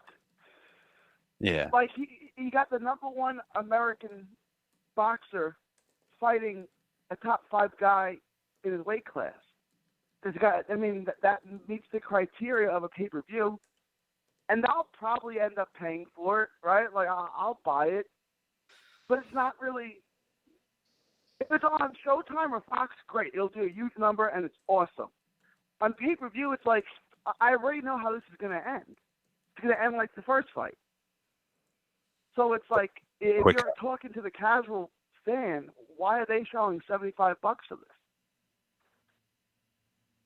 Oh, you're right. So now you're basically just selling it to the hardcores. And Ortiz doesn't have a natural fan base like Wilder does. The fight, Ortiz isn't going to hype the fight like Fury did, like the Fury Wilder. It just, I think it would be best left on Showtime or Fox, but I don't think that's going to generate the kind of money that they pay Wilder. So, I don't know. I mean, the reason why they're putting this on pay-per-view, Matt, is because Wilder they have to pay Wilder, right? Like, that's why it's on pay-per-view. Putting it on Showtime, they don't have enough cash in the budget to pay Wilder. Yeah, I would assume so, man. Yep. And it's a shame, right? Because like I'll never complain about anyone fighting another guy in the top 5 in their own weight class, and that's what Wilder's doing. So I'm not going to complain about it. That being said, this is not going to do well on pay-per-view. Like, it's just not. I mean, we'll see how big of a star Wilder is. Because this is Ortiz will sell between 0 and 5 pay-per-view sales, right? The rest of it is just Wilder selling. So, like, do you think that this will do any more pay-per-view sales than, let's say, if they would have put Wilder versus Brazil on pay-per-view? I mean, it would do the same number, wouldn't it? You're paying to see Wilder. Probably. Yeah, maybe. And, yeah, so, I mean, it's just, it's fine. Like, it's a good fight. I mean, it's 2 guys in the top 5 in their own weight class fighting each other. So that's good news, right? It's just not going to be an ultra competitive fight. We kind of already know who's going to win. It's like Loma and Campbell. Good fight. 2 guys in the top 5 in their own weight class fighting each other. But not something I want to spend $75 on. That's all I'm saying. Then to go back to, okay, real quick. And Rob, you probably know this better. Tommy Coyle. He's not a 140-pounder, is he? Yeah. He's like a lightweight or a 130-pounder, isn't he? No, he's last few. I think he's been sort of around 140. I've seen him fight twice. I saw him fight Sean Dodd, and then he fought on the undercard of Demetrius Andrade when he fought Mm-hmm. That's Walter. right. When he fought Walter. Yeah, Walter White Those are from 2 Breaking Bad. Yeah. He wasn't a 140-pounder in those fights, were he? Was he? I think so. I thought he was like a 130 or a 135-pounder. And Algeria was a guy that used to fight at 47. He fought Spence and Khan at 47. So, I mean, there should be a pretty sizable. There should be a sizable difference between the two. Like a noticeable size difference between the two. There is. Chris Algieri is 5'10". Coyle's 5'7". I don't know. He's 6 years younger though. Tommy Coyle. Let's go. Tommy Coyle, most of his career was at 135, so that's probably why you're thinking that. Like the Sean Dodd fight was at 135, I believe. That was that one, and then he fought Walter. No, he didn't fight Walter. He fought on that card. He fought some guy I never heard of. On the Walter card. What weight was that at? 35? I think it was at 140. I think he came up. Okay. I could be wrong. I also don't care. It's Tommy Coyle. Am I the only one that realistically thinks he's going to win this fight? Like, No, he could. You guys basically, and I caught part of it, think he's just going to take a good beating. Like, I think Tommy Coyle is going to win the fight. On that then, Gary. But let's be honest, you're thinking that not because Algieri's skill level, it's because Algieri's activity level. like in terms of His like activity him, level the amount was of fights he's had. Yeah, and he's good. You know, on his last fight too, he didn't look good. And I thought Tommy Coyle. Like, I'm not saying Tommy Coyle's going to light the world on fire. I just think that he's in his prime, and Algieri's not. Like, and I picked Tommy Coyle to win. Now, I could be wrong. It's not like I think Coyle's going to go in there and blow him out, but, like, gun to my head, I got to pick somebody, I'm taking Tommy Coyle. You guys kind of seem like you're going to go in there and take a beating. No, but I think they get outboxed. I think they get outboxed. Get the money down then, Gary. You're taking... You guys thought Algieri looked good in his last fight? No, but that's not what we're talking about here. So when was the last time you thought Algieri looked impressive in a fight? Amir Khan? I mean, that's years ago. Yeah. Algieri has... I'll let you answer the question. When was the last time you were impressed with Algieri? Well, you already answered it for me. Okay, Khan. Okay. I mean, that's a long time. Yeah, because I thought he won that fight. Algieri looked... Did you think he won that fight? Yeah, live, when I was watching it live, yeah. Was it Algieri Pacquiao when they had the cornerman interviewing the cornerman or his trainer, and he said, "Yeah, in the next round we're going to let him off the lead. We're going to let him get an And I think it was not Max Kellerman. I think was talking to him or something, and then he got knocked down for one of the. Again, Gary, I think the issue with Algieri is not that I think he doesn't have the skills to beat Coyle, it's the activity. So if you're going to pick Coyle to win, it's not because Coyle's a better boxer than him in any way. It's because Algieri's been inactive to the point that it's been detrimental to him as a fighter. Absolutely. Yeah. No, that's basically... Mm-hmm. And his age. His inactivity and his age. Yeah. Because he's got to be in his mid-30s now, right? He might be like a 31, 32-year-old guy, you know. You might be shocked how young he is. He's had a lot of tough fights. The Pacquiao fight, the Spence fight, the Vodnikov fight. Oh, damn. Yeah. He's 35. He's old. 35. Yeah. And I've been watching some Andy Ruiz on YouTube. I've been rewatching some of his fights. He's better than people. He's not going to win. He's better than people are giving him credit for. Like I he's gonna win rewatched some the rounds. Parker fight. I watched the Ray Austin fight, and I watched the Joe Hanks fight. He's pretty good. Like there's nothing special about him. He kind of comes in forward, but he throws nice combinations. He fights well on the inside. He fights well in the mid range. He does a lot of things well. This is probably going to be competitive to a point. Like, I think people are going to be surprised with how good Andy Ruiz actually is. But Matt kind of touched on it before. He kind of got lost in the top-rank shuffle because he was he beat Joe Hank on a card in China, which is the first fight I remember ever seeing him. And I thought that was the Zhu Shiming card, right? Was that when Zhu Shiming got knocked out? Yeah. I think so. Yeah. Fun times. And I remember thinking that guy was going to suck because he was so fat. He was good. He was pretty good. Because I know Joe Hank ended up not being any good, but he was an undefeated prospect, and that was supposed to be a step forward fight for the winner. And Ruiz killed him. Ruiz is pretty good. He just and that's you thought he beat Parker too, right? When he fought Parker in Australia or New Zealand. No, I didn't, but I definitely am one of those people that I can see a scorecard for him. But when I watched it live, I thought Parker won 7-5. A draw. Okay. I had it 7 for Parker, but it's 7-5 for Ruiz. Yeah, but it was a really close fight. So, and the Parker fight was awful, but I thought Parker was competitive. I had an 8-4 Joshua over Parker, right? And I thought Ruiz beat Parker. So 8-4. Yeah, I thought Parker did okay in that fight. I don't think he won, but I thought he did okay. In the Parker-Joshua fight? But see, here's the thing with that. Here's the thing with the Joshua Parker fight.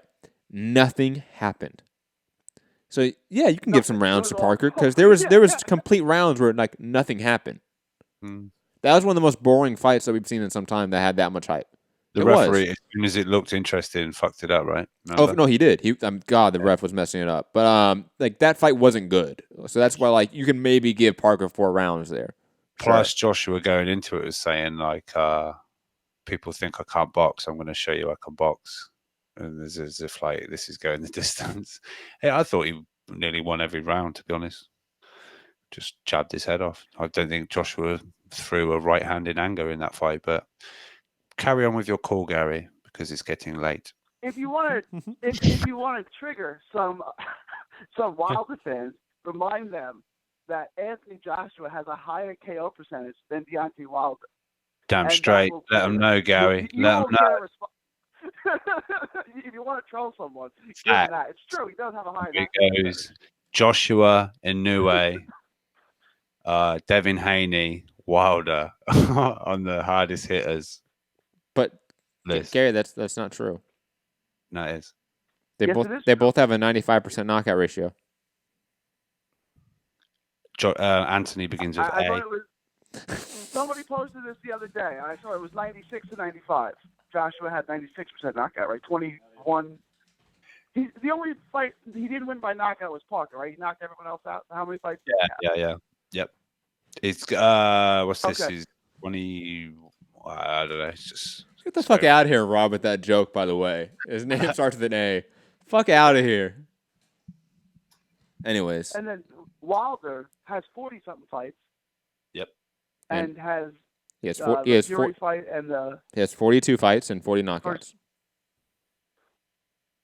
Yeah, so he hasn't knocked out. How come the same percentage? I'm telling you right now, in BoxRec it's 95%. Yeah, well, BoxRec has got fucking. I'm not getting a fucking calculator out. BoxRec has 95% for both. Sorry. But it's maybe one's 95.6% and one's 95.5%. My bad. Who's 90? All right. Then don't troll people with that because it might not be factually correct, but it's almost correct. So, it's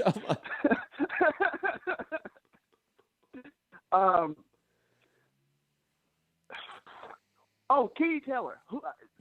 Yeah, I'm hearing the same thing. Have you guys? Who's she fighting, and have you guys seen her fight? Because I'm hearing that this is actually going to be a really good fight. I've heard that from other sources too. Delphine Pursoon.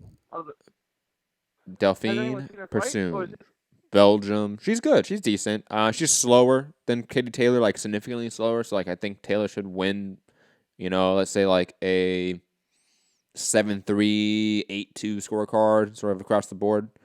But she's scrappy. Like she throws in combination. Decent power for women's boxing. So I think it's a good fight. Like it should be her most competitive fight to date. Okay, I've heard the same thing. I've heard good things, but I never heard the name before. But yeah, she was good. That's really all I got. I'll let you get to Zulu. Thank you for the call, Gary. Always appreciate it.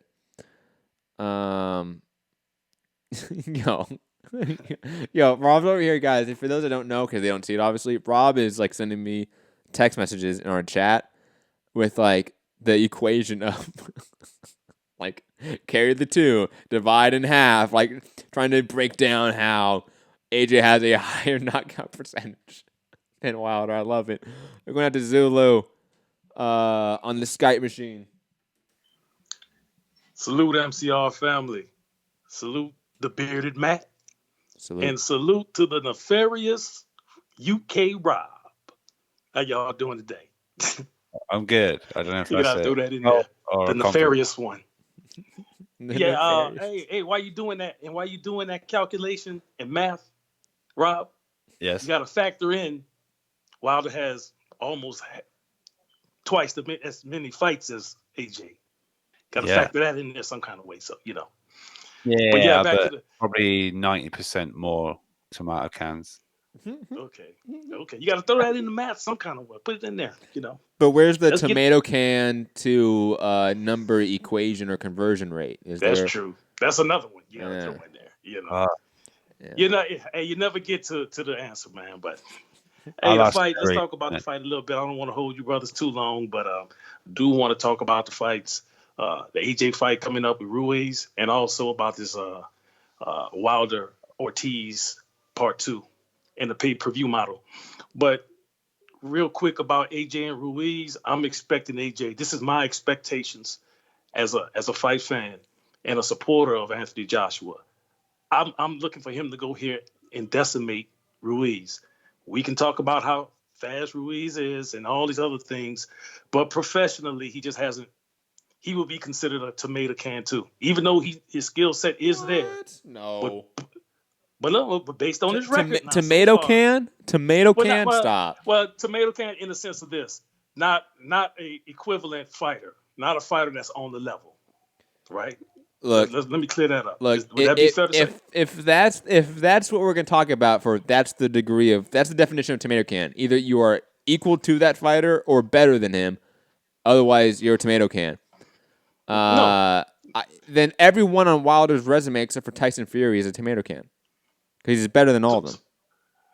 So you're saying that Ortiz is a tomato can? I'm not saying a tomato can. He's not on his level. He's not on Wilder's level, obviously. Right. Well, got knocked out viciously. That could be argued. No, he's better than him. That's all you said. Better than him. Wilder's better than Ortiz. Okay. Well, I'll stand corrected. I'm not gonna call him a tomato can. I'm talking about a fighter that's not on that level that you should be able to, annihilate. Like if Ruiz is a bum or tomato can, whatever word you want to use or adjective you want to use, then what's like Dominic Brazil? Like what's Spilka? What's Duhapis? And that's what before I can get to it, you didn't let me get to it yet. Like Dominique Brazil, I said the same thing about Brazil. I felt if Wilder went more than 5 rounds with him, he's not the champion I think he is. That's how I felt. So I'm saying the same thing about AJ because I like AJ just as well. And I'm expecting him to blow through a Ruiz. Not saying I can't call Ruiz a bum, but you can't call him a hero in anything that he's accomplished so far in the professionals. I understand the amateur background and everything like that. He has fast hands, but he's going in there with a lot of deficits to fight a fighter like Joshua. No one is saying that Ruiz is as talented or as good as AJ, but he's clearly a top 15, 20 heavyweight. Right? Okay. And yeah, I agree with that. And that's not a bad opponent. And on top of that, like I've said before, if Ruiz was active and didn't have a bad promoter for years, he would be a top 10 heavyweight. He would be. And I agree. I think he would. And that's why I said in the chat, the thing about Ruiz is that I think he's undercooked as a professional. And when I mean undercooked, he has the skill set and everything in there, but in activity, you have to factor that in as well. Mm-hmm. He hasn't been as active as Brazil or any of those other fighters that you probably would call tomato cans. I want to call any of them tomato cans. Like that's the difference. Like I don't think Dominic Brazil is a tomato can. But I will say this. I will say this. Wilder fought tomato cans. Of course he did. But I'm not. I didn't say Brazil is a tomato can. I don't get twisted. Don't get twisted here. Okay. But there are degrees of difference here. Like for example, Spilka and Duhapis, they're top 50 heavyweights. Brazil's a top 25 heavyweight. Ruiz is a top 15. There is a difference between all these guys and their level. Same with Ortiz. Like Ortiz is different than obviously Ruiz and different than White. And there's degrees of differences of their ability and technique and skill.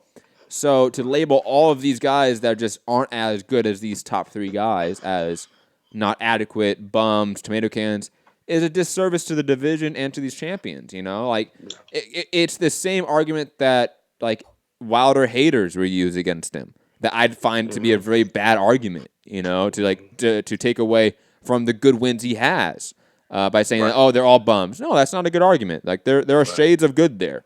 Now, are they all top 10, top 15 opponents? No. But there are some top 50, top 20, top 25, and that matters. There is differences to that, and there's nuance to that ranking and their positioning. Right. So your position is that if AJ struggles with this, and I'm going to throw this out here. I'm not quoting you. Mm-hmm. You believe that if AJ struggles with a Ruiz Ortiz, goes the distance, and gets a decision, that's saying something positive about AJ, where we believe he is. Is he the boxer that we believe he is if that happens? I think again to sort of put hey, look, AJ is gonna win, but it's not gonna look as good as you thought. Does that mean he's not the goods? I think that lacks a lot of nuance when it comes to a fighter's career. right? That's one fight. We isolate one fight out of 20 plus fights. I think they're like that. That's not accurate, right? That's not an accurate amount of information that's out there to develop an opinion. But I would say this: it's not if AJ goes out there and puts on a decision and he looks lackluster. Let's say it's another Parker decision, right? Where like not a lot happens, kind of boring, right? Sort of that decision, right? Yeah, I think it hurts him a little bit, but not to the degree that I think we now think AJ is a bum.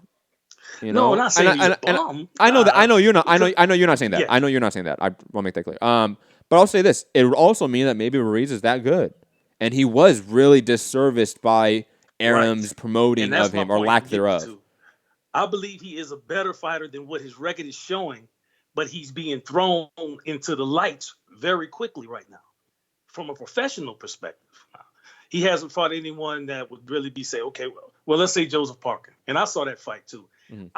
I gave Joseph Parker that fight by edge just a little bit because he was doing a lot of moving, and Ruiz never adjusted. He just never adjusted. Would you say that he adjusted anything in that fight other than going straight and throwing punches? No, not really. Yeah, and that's the only thing I'm concerned from a fighting perspective. That if he felt that he was going to be able to win it off of just coming forward, which is in a lot of fighters that fight forward, it's a bad way of thinking that you're going to win a fight, and particularly when you're not connecting cleanly.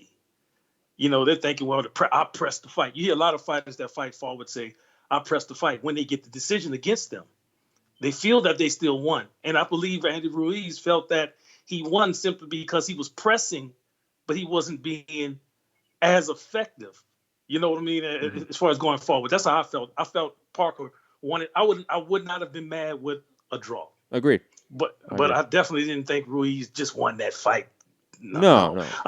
I believe a lot of Mexican supporters and fans that love the style, the come forward style, and not only Mexican fighters, but people, boxers and fighters and fans who like the come forward style would have been more, would come to Ruiz's defense more because of that particular style. Agreed. I just didn't see it that way. I think that they were fighting for a vacant title, so it wasn't like Parker was the champ. He had to come take. Neither one of them had to take anything from each other. So it turned into something I think Parker made more of the adjustments than Ruiz did. And that kind of concerned me going from a fight of that magnitude to something like this. Because he's not going to be able to make that kind of mistake with Joshua. Now, listen, people talk all this crap about Joshua all they want. But Joshua can punch. And he's not a dumb fighter. He's not a dumb fighter. So I don't think just coming in a straight line, throwing punches, no matter how fast your hands are, is going to be enough to decisively beat him. If any problems Ruiz could give him would have to be in the area of power, and I don't see Ruiz being that much of a power puncher. What you say, Bearded Matt? I probably agree with that. I don't think Ruiz is like pound for pound, like single punch power, going to be the type of guy to really upset AJ. He might be able to frustrate him on the inside and just sort of apply enough pressure and volume that AJ shows up. But I just think that eventually AJ is going to throw a mid-combination of Ruiz, and he's going to hurt him. I just see that happening at some point. He's going to go out on the shield, though. Yeah. And I think it's going to get stopped. I think it's going to either be – I'm expecting not a clean knockout. I'm expecting a stoppage. Mid to kind of late round stoppage just because of the damage, because you're just coming forward. His defense is in his mind. His defense is bobbing and weaving and closing the distance, which is you're gonna have to pay for that. No matter how good you are, you pay for it. With getting hit. So I think that it might end up that way. But I love the fact that Ruiz has the heart he has, and he does have a skill set that I feel just hasn't been developed. Partly due to inactivity as a professional all the way, And also due to trainer as well. Abel Sanchez is not the greatest trainer. And you know how Abel trains? Go forward. Oh, Mexican style. He's the That's worst. what he trains, right? Mm-hmm. So, Rob, I wanted to get your opinion on that. Rob, do you think that AJ, does it hurt AJ if we have to go the distance with him? I don't want AJ to go. I want AJ to get him out there just as cool, just get him out there fast as we can.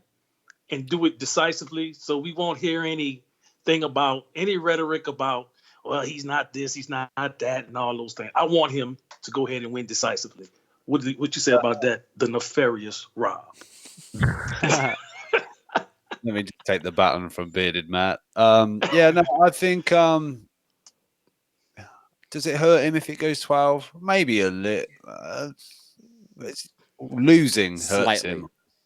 It just Right, if he wins, he wins. We that. move on. We wait to hear the next installment of boxing Twitter fans and it all going off and this, that, and the arguments back and forth. But it's just got to keep winning. The fight will build. If it goes 12, there'll be. You see, Wilder took his guy out in a round. Right. Josh was struggling with this.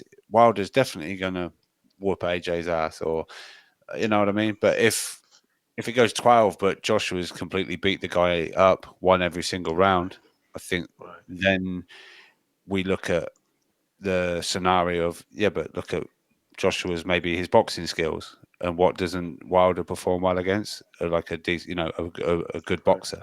I'm not saying Joshua's on the Tyson Fury level of movement, and I know we had this conversation, or you and Matt did anyway, about head movement and this, that, and the other.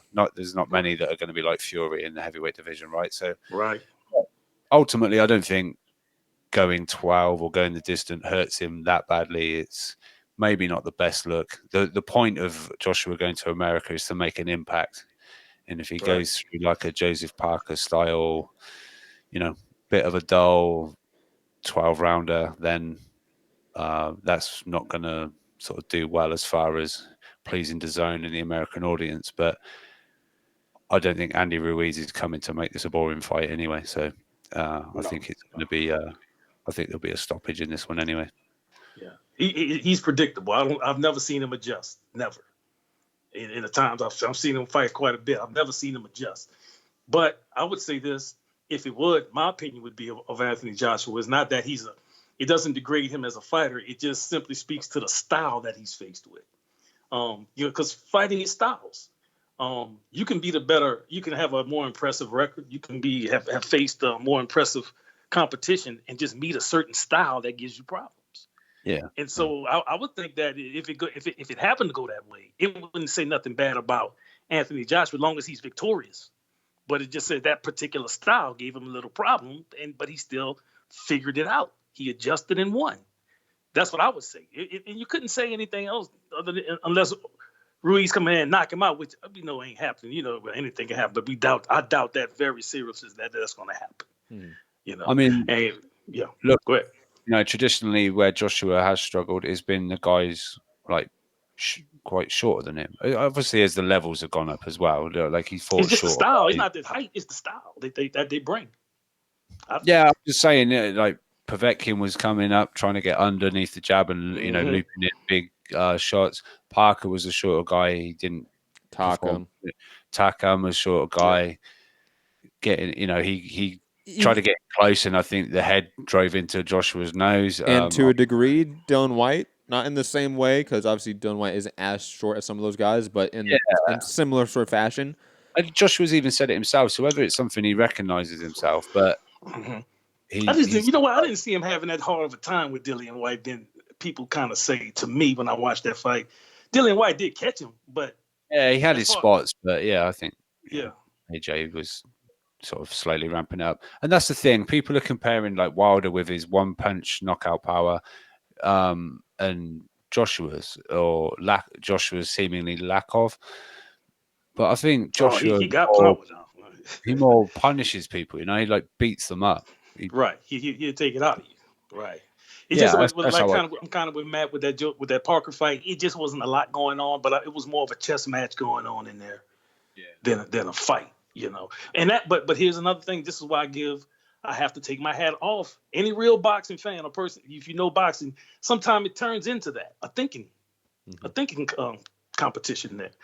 And Joshua showed in the Parker fight that he was able to outthink. Parker came in there knowing what he was wanting to do, and Parker did a good job avoiding Joshua's uppercut. He was just missing him with that uppercut, and he would dip down to the left. And he throw that right uppercut, it would just be missing him. That's the punch I think Ruiz is going to get caught with. by coming in, he tends look like Joshua tends to throw that uppercut, in particular with shorter fighters coming in. And if he hit you, it's the same uppercut he caught Klitschko with, though. But if he catches you with that uppercut, it's not many that's going. I mean, that's the beginning of an end, in my opinion. What you think about that, Matt? That particular method of AJ probably winning this fight. Will you think it comes by the uppercut? I think that's going to be. I think AJ is obviously going to hurt him at some point and then like have a flurry. What punch is it going to be? It's either going to be the uppercut or the check hook. Either Ruiz is going to come in there kind of sloppy, and Joshua's going to take a half step back, pop that shoulder out, boom, land the left hook. He's going to put him down and then follow up. Or Ruiz is going to come in sloppy. Joshua's going to set up an off angle, boom, land the uppercut. Ruiz is down, and they follow up after that. I think that's sort of how it's going to go down. It might be both. It might be both. I think Ruiz is one of those guys that you might have to put down multiple times to get him out of there. I agree. Because Joshua doesn't get enough credit for that uppercut. I mean, he throws that uppercut with some bad intentions, and if it catches you, man, you're not. It's the beginning normally of the end. I think he's underrated as far as throwing that uppercut. He throws it one of the best at throwing it, and Wilder throws it too, but he throws it a different way. He doesn't throw it. He doesn't disguise it like AJ does. He kind of disguised it. What he just was missing, and I'm pretty sure Parker and them studied AJ with that uppercut, being a smaller man, knowing that Parker was wanting to going to try to close distance, and he would probably be dip, and that uppercut can catch you if you don't go all the way to the side with it, and that's what Parker was careful of doing. It grazed him a couple of times, but Joshua never really fully caught him with it like he wanted. But you can see he was trying to get him with it. So we're saying that I think it's going to be an interesting fight, though. But it doesn't say nothing bad about Joshua if he has to win a decision, which I think is going to be a stoppage, though, personally. But now going forward to the Wilder Ortiz 2 pay-per-view. I don't want it to be pay-per-view, man. But if it is, here's my angle on it. And we could discuss this, Matt, real fast. I think that I'm looking at 200, 250. Mm-hmm. That's what it has to be successful. It has to be at least 200, 250, in my opinion. But now I believe with the advent of social media and Wilder coming off a clean knockout off of Brazil in the first round, a lot of casual fans who don't really know boxing, they've seen Wilder knockout. Mm-hmm. This last knockout. And I think riding the wave, social media is where I think they're going to put their most promotional efforts towards. Not to get really hardcore boxers fans, because if we're hardcores, I'm going to buy it anyways. I buy Joshua. Even if he's fighting somebody I don't like, I'm going to buy it anyways. I'm not happy with the fight. I would have preferred someone else, but it's not a bad fight. Can you say actually it's a bad fight? No, no, I don't think anyone's going to argue it's a bad fight, like on its merits. Mm-hmm. But I will say this: the idea that social media and the Wilder viral knockout in the first round is somehow going to make fans or casual fans specifically want to shell out $75 for a pay-per-view, I think is backwards. I think actually because of that, they're less likely to shell out the $75. I was listening to the Joe Budden podcast because I'm a big fan of that podcast, and they all watched the fight. Yeah. They all watched the fight. And I think like 2 or 3 of them watched on social media.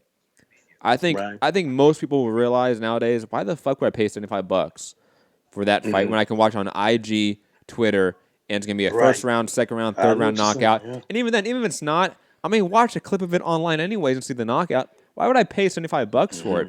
I think social media has hurt pay-per-views in a drastic way. In a good way, honestly. I think in a large way, a good way. But I don't think social media will be a reason why casual fans will buy Wilder Ortiz 2. I think actually it would be the reason why they don't buy it, because they realize we can just watch a Wilder knockout on social media right afterwards, absolutely free. Right. Yeah, and I agree with what you're saying. I'm just trying to get what you feel about that, because I believe that, because of social media, because of the internet, and because we can watch these fights on YouTube a day or two later. That it always 60 decreases seconds. the value of a pay model like pay-per-view. It's kind of like a dinosaur now, in a sense. But now, someone in the chat, I forgot his name. He's I think he goes AJ something. AJ, I forgot what it is. There's some letters there. But he made a point. Okay, well then, what about the pay-per-view model for UFC? Why is that so effective? And then I heard you come back and say something about, well, the price difference and things like that. Is it your opinion, or Rob, your opinion, that pay-per-view can become more successful with fights like this? It may not be the best fights that we all want to see, but with fights like that, if it is driven the right way. And the point you made, Matt, I'm making sure this is your point. Pay-per-view 10 model seconds.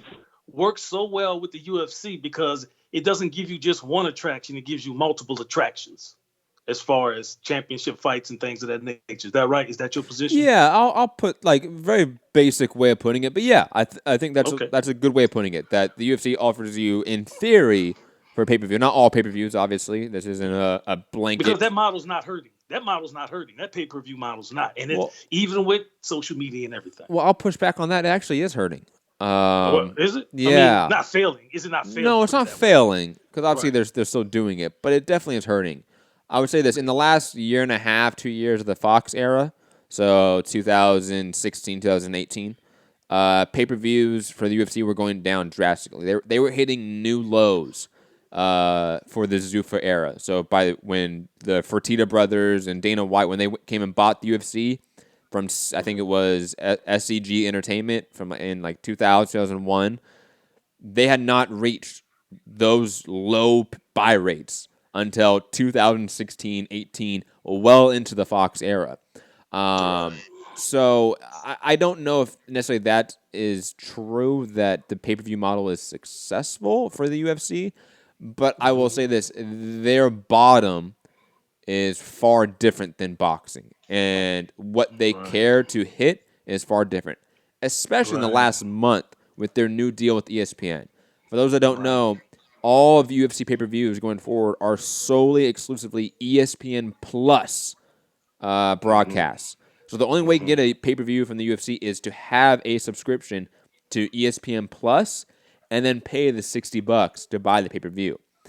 That has drastically dropped down the buy rates for the UFC pay-per-views. Right. But the UFC gets a large guarantee. Double dipping, they double dipped it. Yep. From ESPN. So they don't have to worry about the buy rates dropping as much. Fighters, though, it hurts them. Promoters, no. But I guess from that, I think the UFC pay-per-view model is just not a true analog to the boxing model, especially nowadays with the way that UFC pay-per-views have to be bought. It's completely different than boxing. Okay. But I will say this, to your point about marketing, because I think you do have a good point about that. Yes, marketing can have a drastic effect on a fight being mediocre to successful. Case in point, Spence Garcia, a fight that nobody wanted, nobody really cared about. That fight was massively successful. Why? Because of a huge marketing and PR push.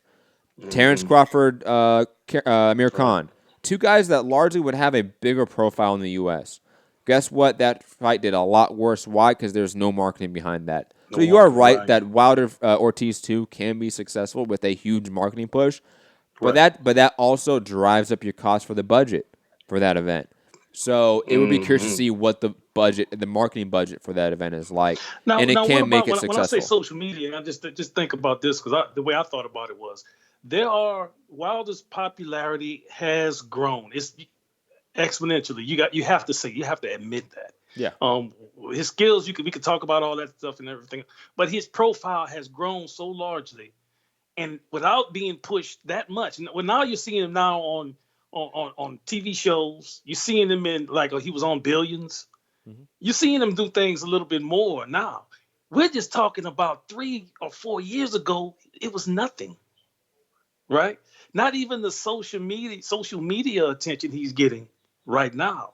I think to say that none of that means nothing is kind of like is saying that. I think I don't think it's right to ignore that fact, that would possibly bring some popularity to him as far as the interest of people wanting to watch him. Now, with paying for it, it's just the you have to just deal with the certain circumstances of people are going to pirate the show. Mm-hmm. It's just, it doesn't make a difference who it is. They're going to pirate that. That's going to automatically take away from it. But there are some forums that try to pretend like they support Wilder a lot and get behind him. Does that make any difference? Possibly. Because Ortiz does not have a following. It was different with Fury now. Fury had a following himself. I think I just quickly interject. I think no matter what the marketing budget is, there's no way this does above Fury numbers. The Wilder Fury fight. Yeah, There's no way. No, I'm not saying that. No, yeah. I don't see it doing above Fury numbers. But I'm saying 200 to 200. Do you think it's capable of doing that? Yeah, I think it is.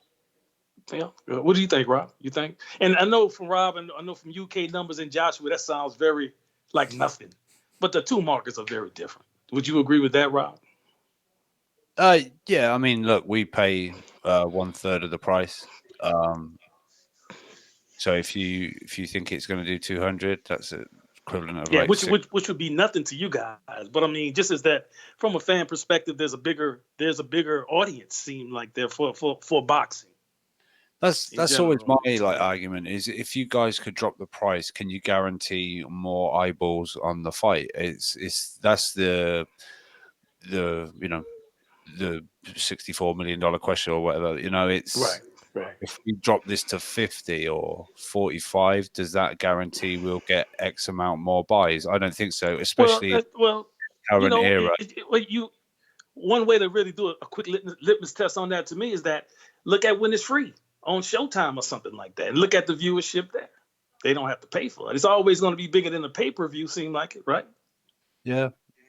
So I mean, does that really say anything though, Matt? Does that really say anything? You start saying, right, so if you want to see this next fight, you got to give us $50. People are going to go. Right. Here's the thing. I think regardless of what benefit innovation could have with adjusting the pay-per-view model, I think these corporations are dogmatic in their approach, and I think they are doing good business with a $75 price tag. They're making money. All the PBC pay-per-views have been successful. There's a reason why they're coming out with Danny Garcia versus Mike Garcia as pay-per-view. Right, it's because which I don't think is a pay-per-view. It's not. And it's because everything has been successful. So until they have a bomb at the box office, nothing's going to push them off of that price tag, off of their sort of structure of cards and how sort of weak usually the cards. Pacquiao Thurman card being excluded because that's an anomaly. But again, I think that we're stuck in this paradigm for some time until there is there's a pay-per-view bomb. There is one of these fights in this year that does really bad numbers, like 100,000, 50,000. It has to do atrocious numbers for them to rethink 2020 and beyond for a PBC. But then again, I talked about this. I mentioned this slightly before, and it needs to be talked about more, but I don't think I'm qualified enough to talk about it. The amount of capital that's now in the sport has driven up the value of these fighters exponentially. Like I said, Jesse Vargas is making $1.3 million on the third fight on a DAZN card. That's extreme.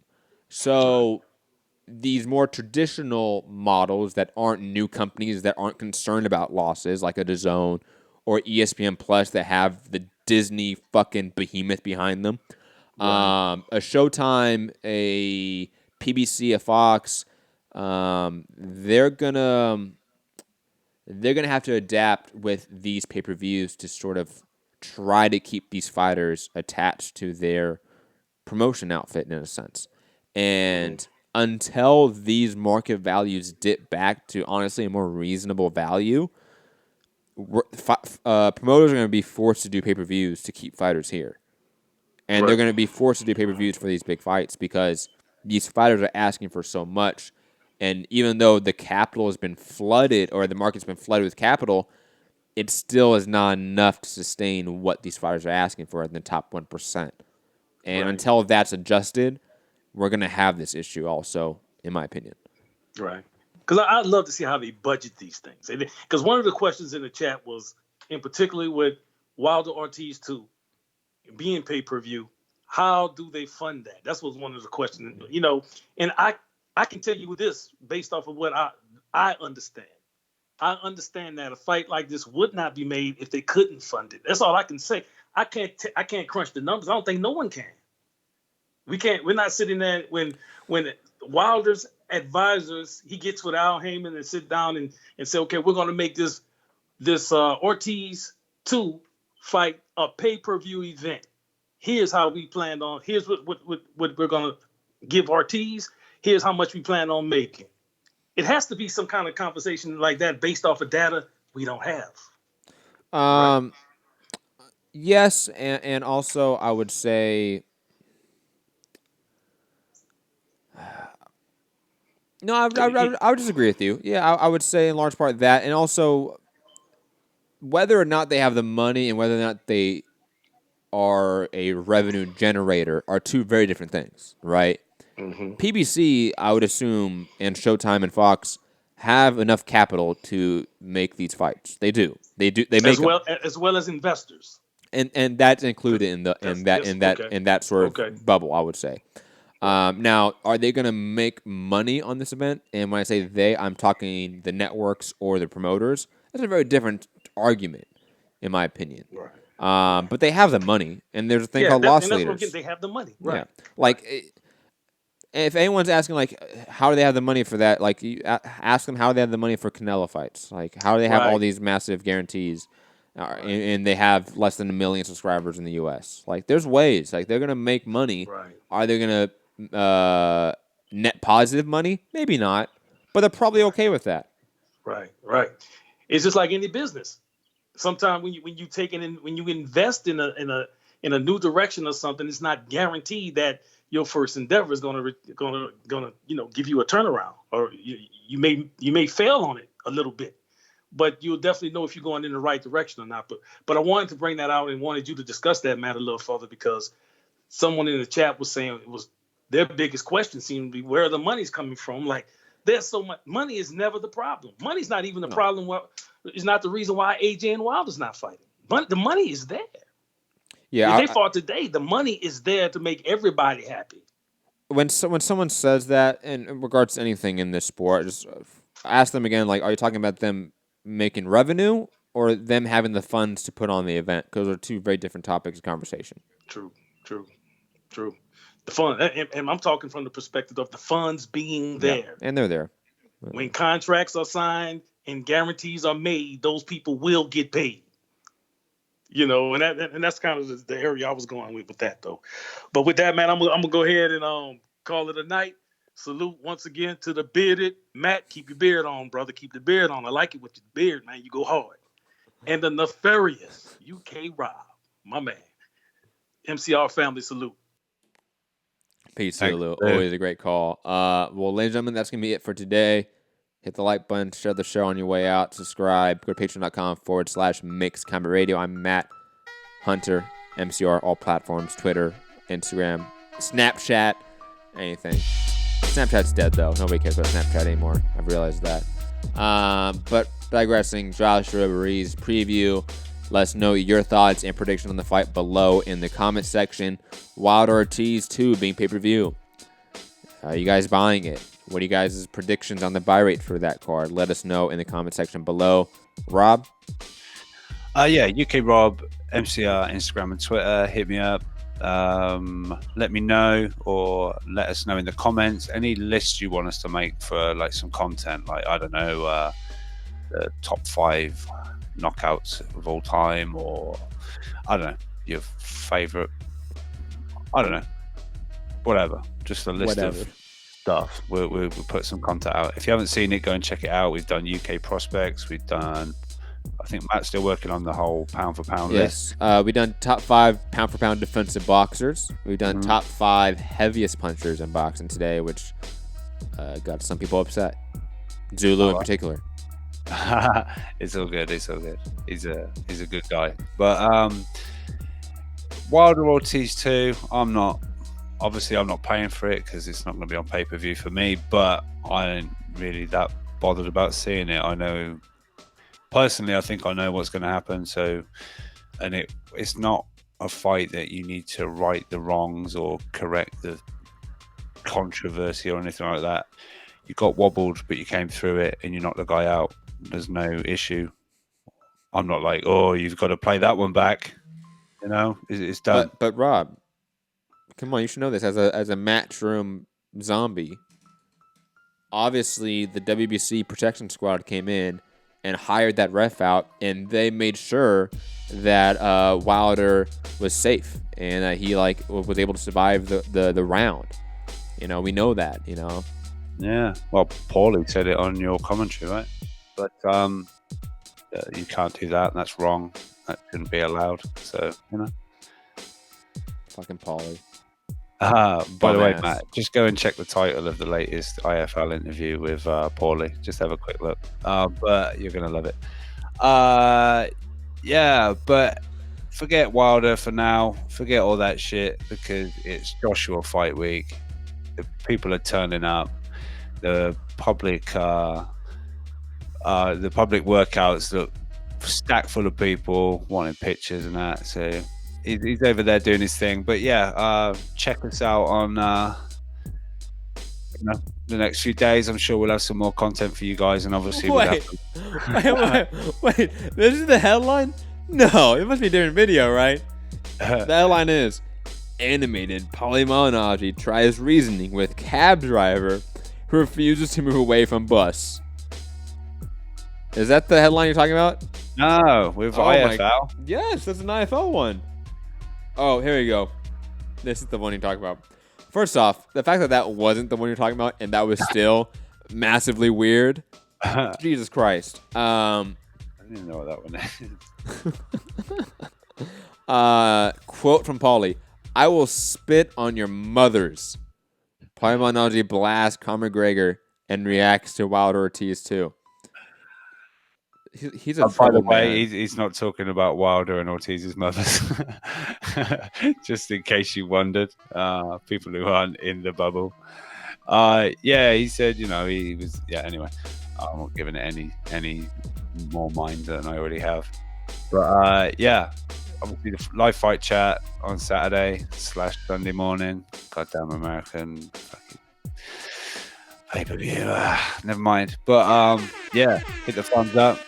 Share the show. Leave comments. It's always good interacting with you guys. But yeah, catch you on the next one. Peace. Are you off your tits? Have you been smoking something? That's stupid. Use your common sense. Stay off the weed. Hey, pussy, are you still there?